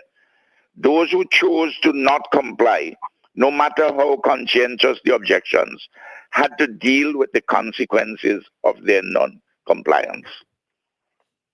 That's what that's what he said, you know. Now, the government comes in now, and we are saying, we have been saying this all along, please come back. We are not gloating over the judgment. We are saying we are happy that issues have been clarified at the Court of Appeal. The government can know what it can do or not do at the time of a pandemic. It can't just allow the thing to rip. If that was the case, if if the highly flawed judgment of the first instance judge was allowed to stand, but it would be unto a society which was left with where you have a pandemic, and there are going to be more pandemics. So the issues have now been clarified, and they would be further clarified if this matter reaches the Privy Council, the Judicial Committee of the Privy Council, as the intention is of the public sector union leadership to have it go there. Prime Minister, but I'll say this: the government, we want to respect the truth. We want to respect righteousness. We want to respect justice and fairness to everybody concerned, not just individuals, but the community as a whole. Come back to work, please. I see the debate now. Sorry, Cecil. No, I was only indicating that Senior Counsel has to go in another 1 minute or so. So Okay. I just wanted to allow him to. Okay, sorry, Tony. Go ahead, Tony. No, PM, sorry to interrupt you, but I have to leave at 1 o'clock. No, go ahead, Tony. Go ahead. You were making a point. No, I just wanted to thank Cecil for giving me the opportunity to come on and to explain the judgment to the people of the country. And we are extremely happy with the judgment. And I also want once again to thank your government for giving us the opportunity for representing it. And of course, the great work done by the members of my team, Karen Duncan, Frank Joseph, and Sharifa Harper, and Mr. Ballers on behalf of the Graham Ballers on behalf of the commissions. The commissions, and it took an extraordinary amount of time and effort to get the case done and to argue it. And the result has been very gratifying for the time and effort we put into the matter. And thank you for your patience with it as well, PM. I know you've been wanting... No, Tony, and I want to thank you on behalf of the government and people of St. Vincent and the Grenadines. Let me just make it very plain here. There are people who think that this is a government, this is just it's the state against the people. No, the government represents the people. The group of persons who challenged, and they're quite right, because we have a democratic system, and long may it be so, that they can challenge the actions of the government which represent the people. And individual rights have to be protected. But we are representing not just a government in its formal apparatus. We are representing also the community of Vincentians as a whole. That is why the Court of Appeal said that what was done was proportionate. It balanced the interests of the individual and the interests of the community. So let us not get away with the idea, those who want to play politics with it. If they think that this is the people against the government, it's a group of people against the government and the rest of the people. You understand? Can I just make a final comment? Can I make a final comment before I leave? Yeah. I think this judgment reflects the underlying principle of the Constitution, that fundamental rights are subject to limitations which have been enacted. Limitations provided for in the Constitution to protect the rights of others and the public interest. And I think in this case, what happened was that the public interest triumphed over the rights of those in the minority who wanted to dictate the terms under which they were to operate during the COVID crisis. And I'm very grateful for that. Tony, and I got my head bust for defending the interests of the community, the health of the community. defending the community's lives, defending livelihoods of the community as a whole. I just want that to be emphasized, that this case is a case against some individuals who are aggrieved, who have taken on the government and the rest of the community. All right, Tony. Yes, Senior Counsel? Cecil, thanks a lot. All right then. Thank you very much for Cecil. appearing. Thank you, Pigeon. Yes. And Okay. And we'll be come back, calling I'll call you. you later. We'll be calling on you as necessary in the future.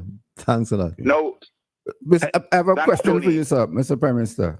sure. Are you in a position to state the costs to the government for litigation to date? No, but I could always get that. It has been expensive. And I have no doubt it has also been expensive for the public servants who brought the case. Of course, I have no quarrel that there are no orders to costs. In the normal course of things, costs will follow the cause. That is to say, the government wins, so the costs in the court below and the costs of the Court of Appeal, the costs for the government should have been paid for by those who brought the case. But if even costs were granted against the public servants and the teachers, the police and nurses and so forth, I would not have asked as Prime Minister for those costs. I would not have asked for those costs. So the fact that there are no orders to costs, despite the fact that the government has won, is fine with me.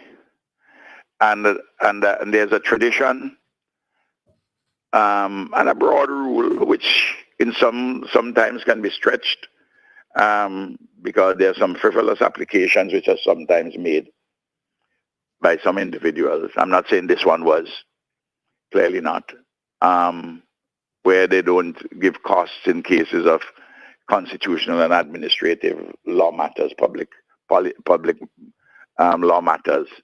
But if even costs were awarded here for us, the government and people of St. Vincent and Grenadines, I would have foregone those costs, the payment of those costs. You understand me, Pijan? Yes, yes. Another question: are the special measures still in effect, and are the applicable laws? No, they're not. They're not in effect. Okay. If they were in effect, Pijan, how all these other persons without having not taken the vaccine, after the end of the public health emergency, people have been coming back. 116 came back. Was there a public declaration of the end of the emergency? As far as I'm aware, yes. As far as I'm aware, yes. Now, I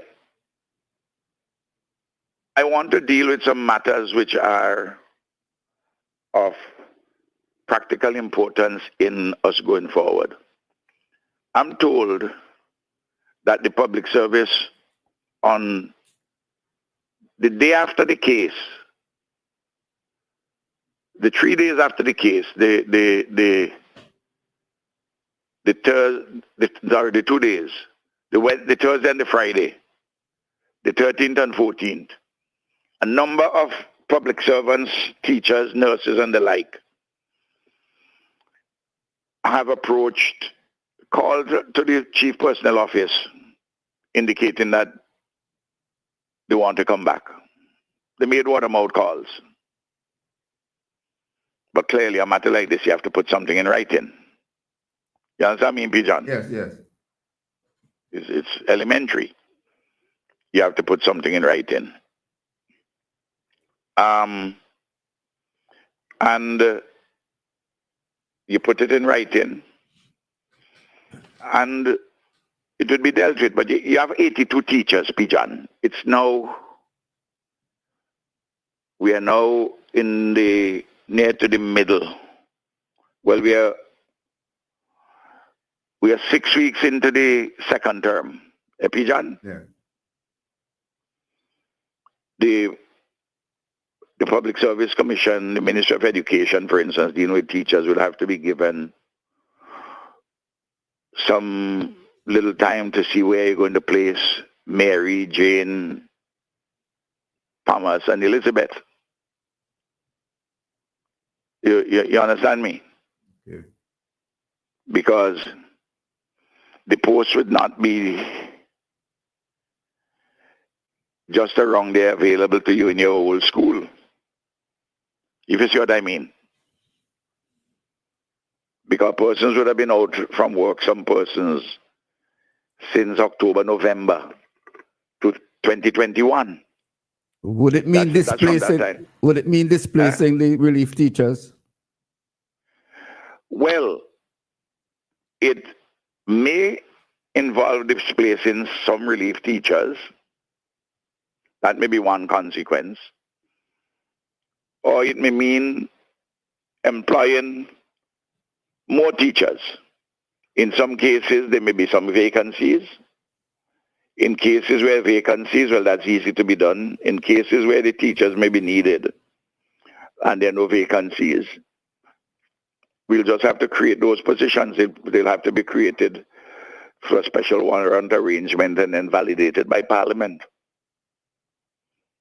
But those are matters which the state administrators, the Ministry of Education officials, and the head of the public service, the cabinet secretary, and the chief personnel officer will have to knock their heads, and then the Public Service Commission will have to make the final decisions. You see what I mean, Pijan? Yes, yes. Because it's the Public Service Commission which will finally make the decision, but obviously Public Service Commission can't make a decision in relation to a post which doesn't exist because it has to be funded. So those are details they'd work out. I will suspect, for instance, that it would be easier if you're a principal and there are no vacancies for any school with a principal. That person may be, from a practical standpoint, may be more difficult to put in immediately. Obviously, it's easier if you are at the end of the term now. Okay. July, where you'll be making arrangements for the new academic year. You see what I mean? Yeah. I'm talking a practical matter now. Yes, I understand. But I would hope that all the practical matters be dealt with expeditiously, because I genuinely want to see the healing, and let us put this matter which came to us from outside, this pandemic, this virus, put it behind us, and we can go forward in some unity. But already, you see, some people are picking on the wrong sort of matters. They're saying that I'm sounding conciliatory because it's an election year. Pijan, what I'm saying here, Cecil, what I'm saying here is what I said from the beginning. That's true. When there was no election year. That's true. Eh? I've always heard you saying that. I've been saying this from 2021. From the time of the special measures. And I've been saying it even more so after the end of the the public health emergency. Do you know, Pijan, that I have received communication, emails, telephone calls, text messages, meet people on the road since this decision, as it used to happen from before too.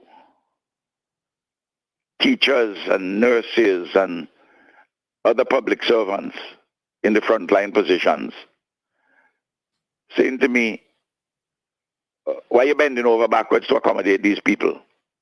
Why are you doing that? And I have to tell them, we have to heal.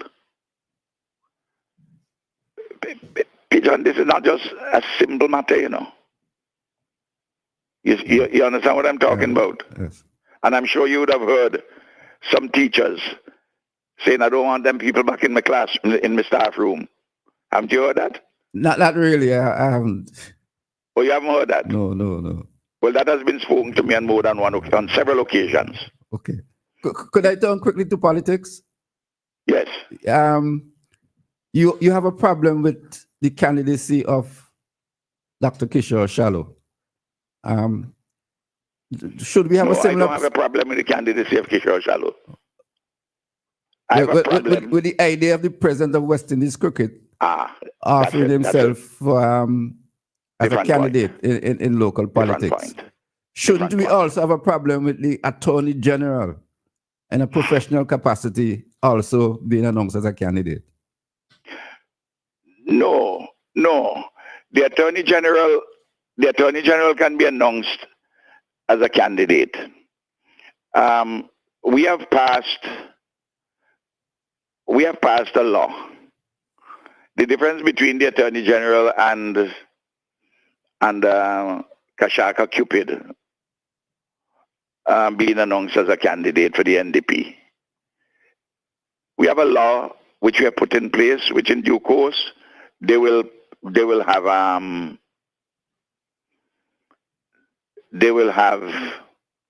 Pijan as public servants. They'll be able to get leave and do their campaigning. You remember we passed that law? Yes. Fine. So obviously, the selection of the candidate can't be done only in that narrow window. It has to be done sometime before. And remember this, historically, from independence to now, it's only in the last 24 years that we have not had a political Attorney General. Pijan. Okay. A political Attorney General, political Attorneys General have had difficulties. That is to say, an elected politician or somebody named as a senator who is a political Attorney General. We have seen difficulties involving, of blessed memory, persons like from Milton Cato's government, Arthur Williams and Grafton Isaacs. And with Sir James, we saw difficulties with Emery Robertson, with my brethren Pierre Campbell, with Carlyle, who is still with us, Carl Joseph of blessed memory. That's why we have sought, under the ULP, to have public service attorney generals, not political attorney generals. That's why we had Judy Jones Morgan. That's why we had John DeMartin. And that's why we have Grenville Williams as public service attorney general. But in the case of Williams, he is behaving as we do not allow them. We do not allow them to speak. We have not allowed them to speak in Parliament. Though in other countries, we have public service attorney generals, as was the practice in the colonial days. They allow them to speak in Parliament. You notice our attorneys generals don't speak in Parliament. Yeah, but canvassing in preparation for election. There's nothing wrong with that. The difference with West Indies cricket is this: West Indies cricket is unifying across the region. I put the Cricket West Indies president in that regard in a unifying position, like the Secretary General of CARICOM or the OECS Director General or the President of the CDB or the Vice Chancellor of the university. These are unifying institutions among disparate islands. And the suspicion would always arise that such a person will act in a manner which would be disuniting. And that is where the suspicion has arisen in relation to Cricket West Indies not allocating games, having given the assurance of the Australia T20 tournament against West Indies. No games have been assigned to St. Vincent and the Grenadines. Let me be quick to add and say I'm not suggesting at all that there's any perfidy on the part of the President of Cricket West Indies. I'm just saying that a suspicion which is natural, which will arise in those circumstances. And I'm not begrudging our sister territories which have had games. I'm not doing that at all. I'm making a separate point. And I made this point before. And I raised this point with some heads of government before. And I happen to know that Irfan Ali had raised it at a meeting with CARICOM and Cricket West Indies. I've been so advised. I wasn't there at that meeting. And I'm subject to correction. I think Mia Motley either raised it or formally or expressed it so informally, concern. And the overwhelming majority of people in the Caribbean, informed people, say that what Ralph is saying in this regard makes sense.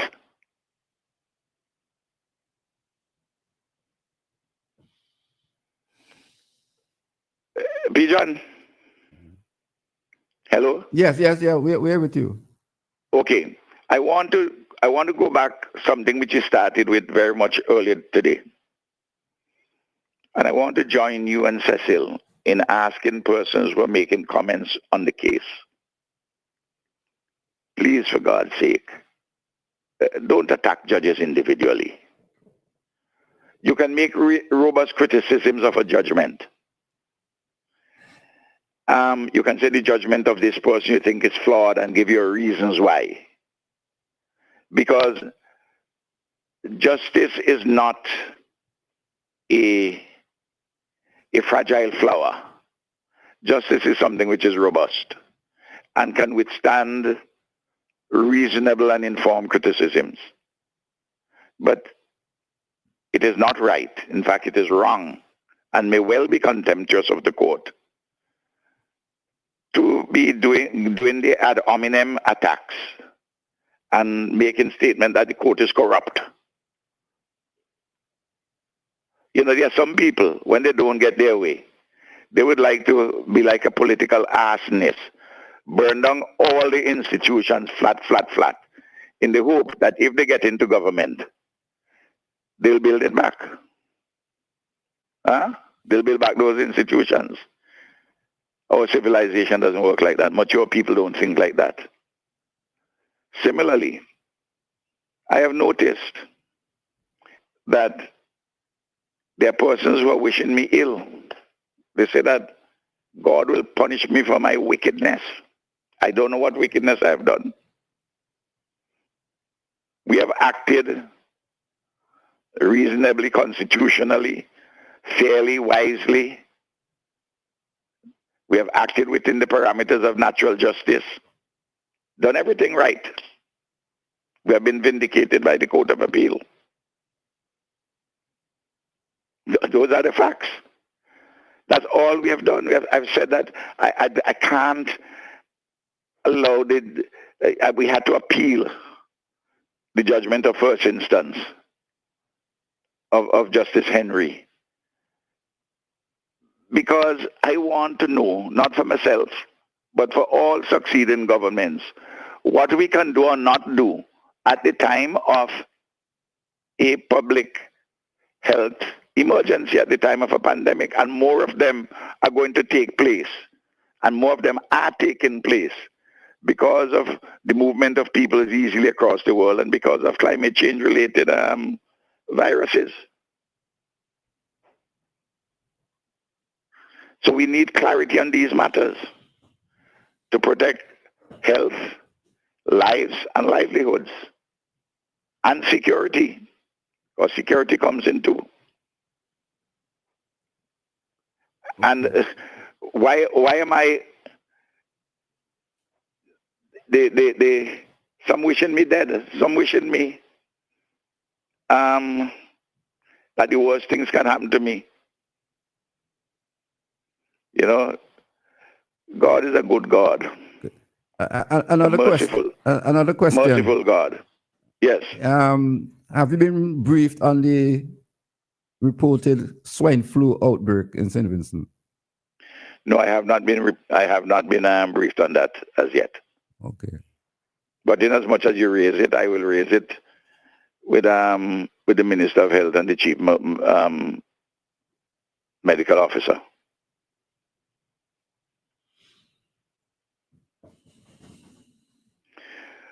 But P. John, I believe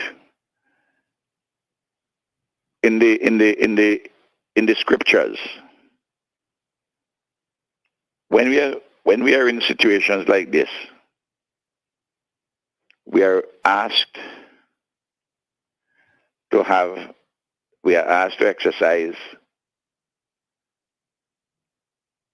mercy and justice, righteousness and truth.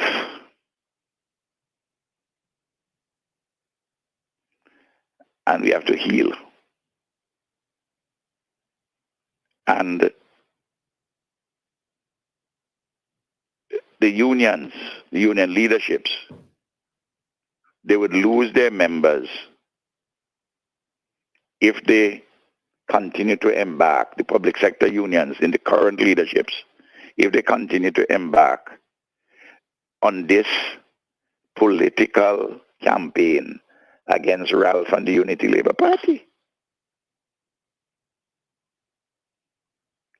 They have tried it in 2015.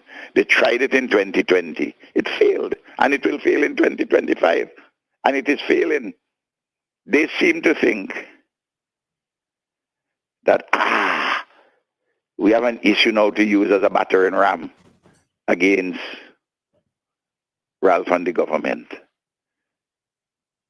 I set about in providing leadership in this matter, not on behalf of the government, but on behalf of the people of St. Vincent and the Grenadines, to protect health, to defend our health, our lives, our livelihoods.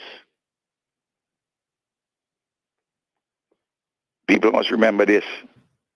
In April 2020, when we went to the Parliament, in April 2020, the opposition supported the amendments we made to the Public Health Act and went further and said that we should go much, much further than what we are talking about, that we should use, in the words of one senior member of the opposition, draconian Chinese methods. You remember that, P. John? Yes, yes. Cecil, and now, opportunistically and in a very hapless manner, they have been beating themselves from pillar to post. Well, let them go ahead.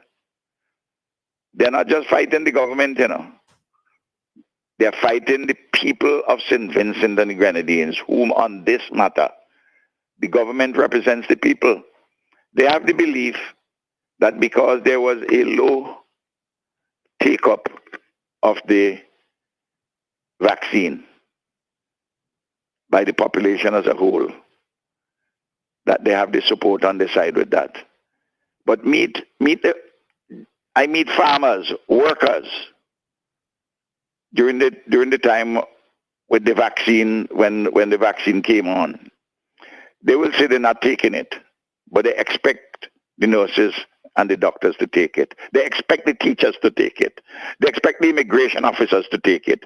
They expect the port and customs workers to take it, and the airport workers. You hear me, Pijan? Yes, yes. They don't understand the public, you know. And you're not hearing from that group of the public because they know that I am defending their interests. What you're hearing is from a small minority of persons who are influenced in part by anti-vax considerations, by political considerations in part. And of course, there are some persons who refuse to take the vaccine on grounds, on noble grounds. You know, Pijan? Yeah. Some deeply held religious beliefs. For instance, there's one case that I was told about. There's a religion where they don't have any pastor, and the way the rules were constructed, you had to get a pastor to say that your doctrine, which you have in your church, is against vaccines. For instance, in the Seventh-day Adventists, they don't have such a doctrine. In the Catholics, the Anglicans, and so on. But this particular group, Rastafari, have that. And as I've been advised, Rastafari personal persons got exemptions.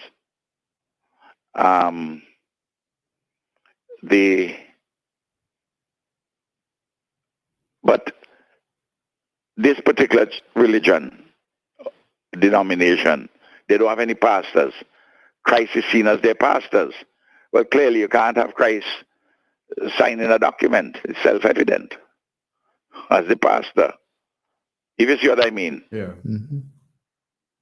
And they are so there's a mixture of reasons why persons didn't take the vaccine. Some reasons are ignoble and some quite noble. And I understand the complexities.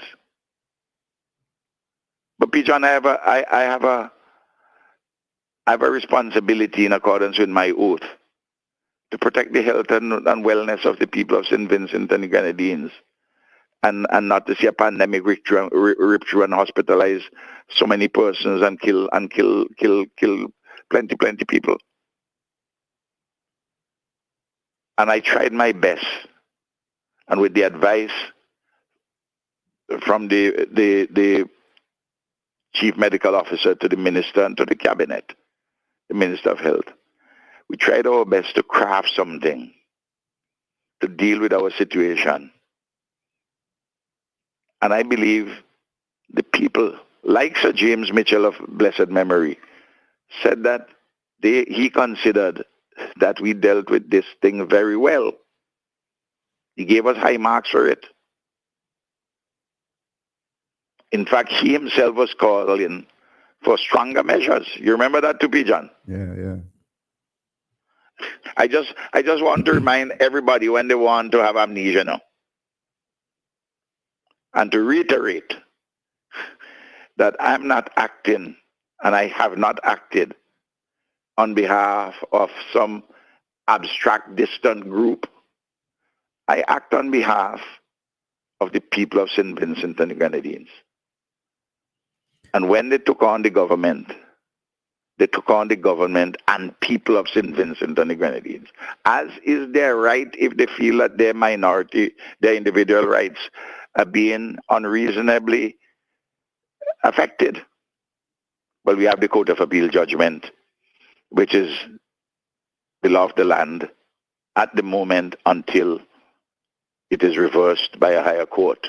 But I don't see that likelihood to take place given the high quality of the judgments, the two judgments, which provided a majority decision in this matter. All right, Prime Minister. Thank you very much. And thank you very much for enlightening, as usual, our program. Thanks. Thank you. Cecile, the takeaway is that we should be pleased with the judgment. What I found interesting is that the Prime Minister stated that it was not the government versus the people. It was a group of people versus the rest of the people and the government. But that is true. Look at it. I mean, that's the reality. And I've always felt that way. And it's a small group of people, not a group, a tiny group of people. And that's the point. The other takeaway is, while retirement or reinstatement is acceptable and agreed upon, back pay is out of the question. Is out of the question. That's quite reasonable to me. Yeah. Pigeon, I just want to, on behalf of the University of West Indies Global Campus, they're having a series of lectures on the politics and poetics of the spiritual Baptists, 1849 to 1979. 3 series.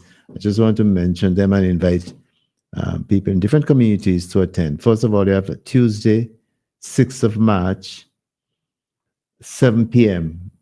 at the Calder Primary School. You have Dr. Denny, Michael Denny, and his particular topic is on the morning ground, the religious imagination of the spiritual Baptist, 1849 to 1979. And then on Thursday, the 3rd of April, again, same time, 7 p.m. At the UE Global Campus. You have Dr. Adrian Fraser, and he will be lecturing on McIntosh's advocacy for the rights of spiritual Baptists, again, 1849. And then on Thursday, 8th of May, we have the same time, 7 p.m., at Rose Hall, at the community center in Rose Hall. We have Dr. Cleve Scott, and he'll be speaking the spiritual Baptists and the musical tradition of the Caribbean, 1849 to 1979. So those are three lectures. Sound like must attend the lectures, and I will come back to them. But in the meantime, I want to say next week, Peter, we're going to have hopefully the 3 gentlemen in studio here, Dr. Denny, Dr. Scott, and Dr. Fraser, again, on behalf of the University of West Indies Open Campus, to talk about the whole question of the spiritual Baptist movement and spiritual Baptist religion. I would urge history teachers to listen out, encourage their students to be a part of these lectures, as they could be good source for school-based assessment projects in history. Mm-hmm. Yes, of course. Sometimes students fight up to find suitable topics. These sound like good topics to be looking at. Certainly. And also, just one more thing I just want to share again with our listeners, that on February 22, 6 p.m. at the University of the West Indies Global Campus in Kingston, again, the campus is organizing a lecture. Dr. Carter, Dr. Carter on the elevating Black history for nation building and development, and that is taking place on Saturday, February 22, starting at 6 p.m. at the University of West Indies Global Campus in Kingston. So again, Dr. Carter, and I'll say more about that when, sometime next week. So those are important lectures that we would encourage our listeners to attend. I don't know if any of them will be on social media, but I'm sure I'm going to check with Miss Gawari. I think she's the person who has been in touch with recently, but she would advise, and then when we get that information, we would share with our listeners and followers. All right, we've had a long morning as usual, and we thank Kieran for bearing with us, and also for the assistance he provided, particularly with trying to get Senior Counsel Astafan to be connected with the station. Thank you very much. And we want to thank all of the persons who listened. Certainly thank Prime Minister Gonzalez and Senior Counsel Astafan for elucidating the judgment and making comments in your own right. And we would invite you, as we continue to do this work, invite you to support us, support WFM, of course, the station that brings you enlightening discussion. On behalf of Peter and Kieran, my name is Cecil Ryan. Good afternoon.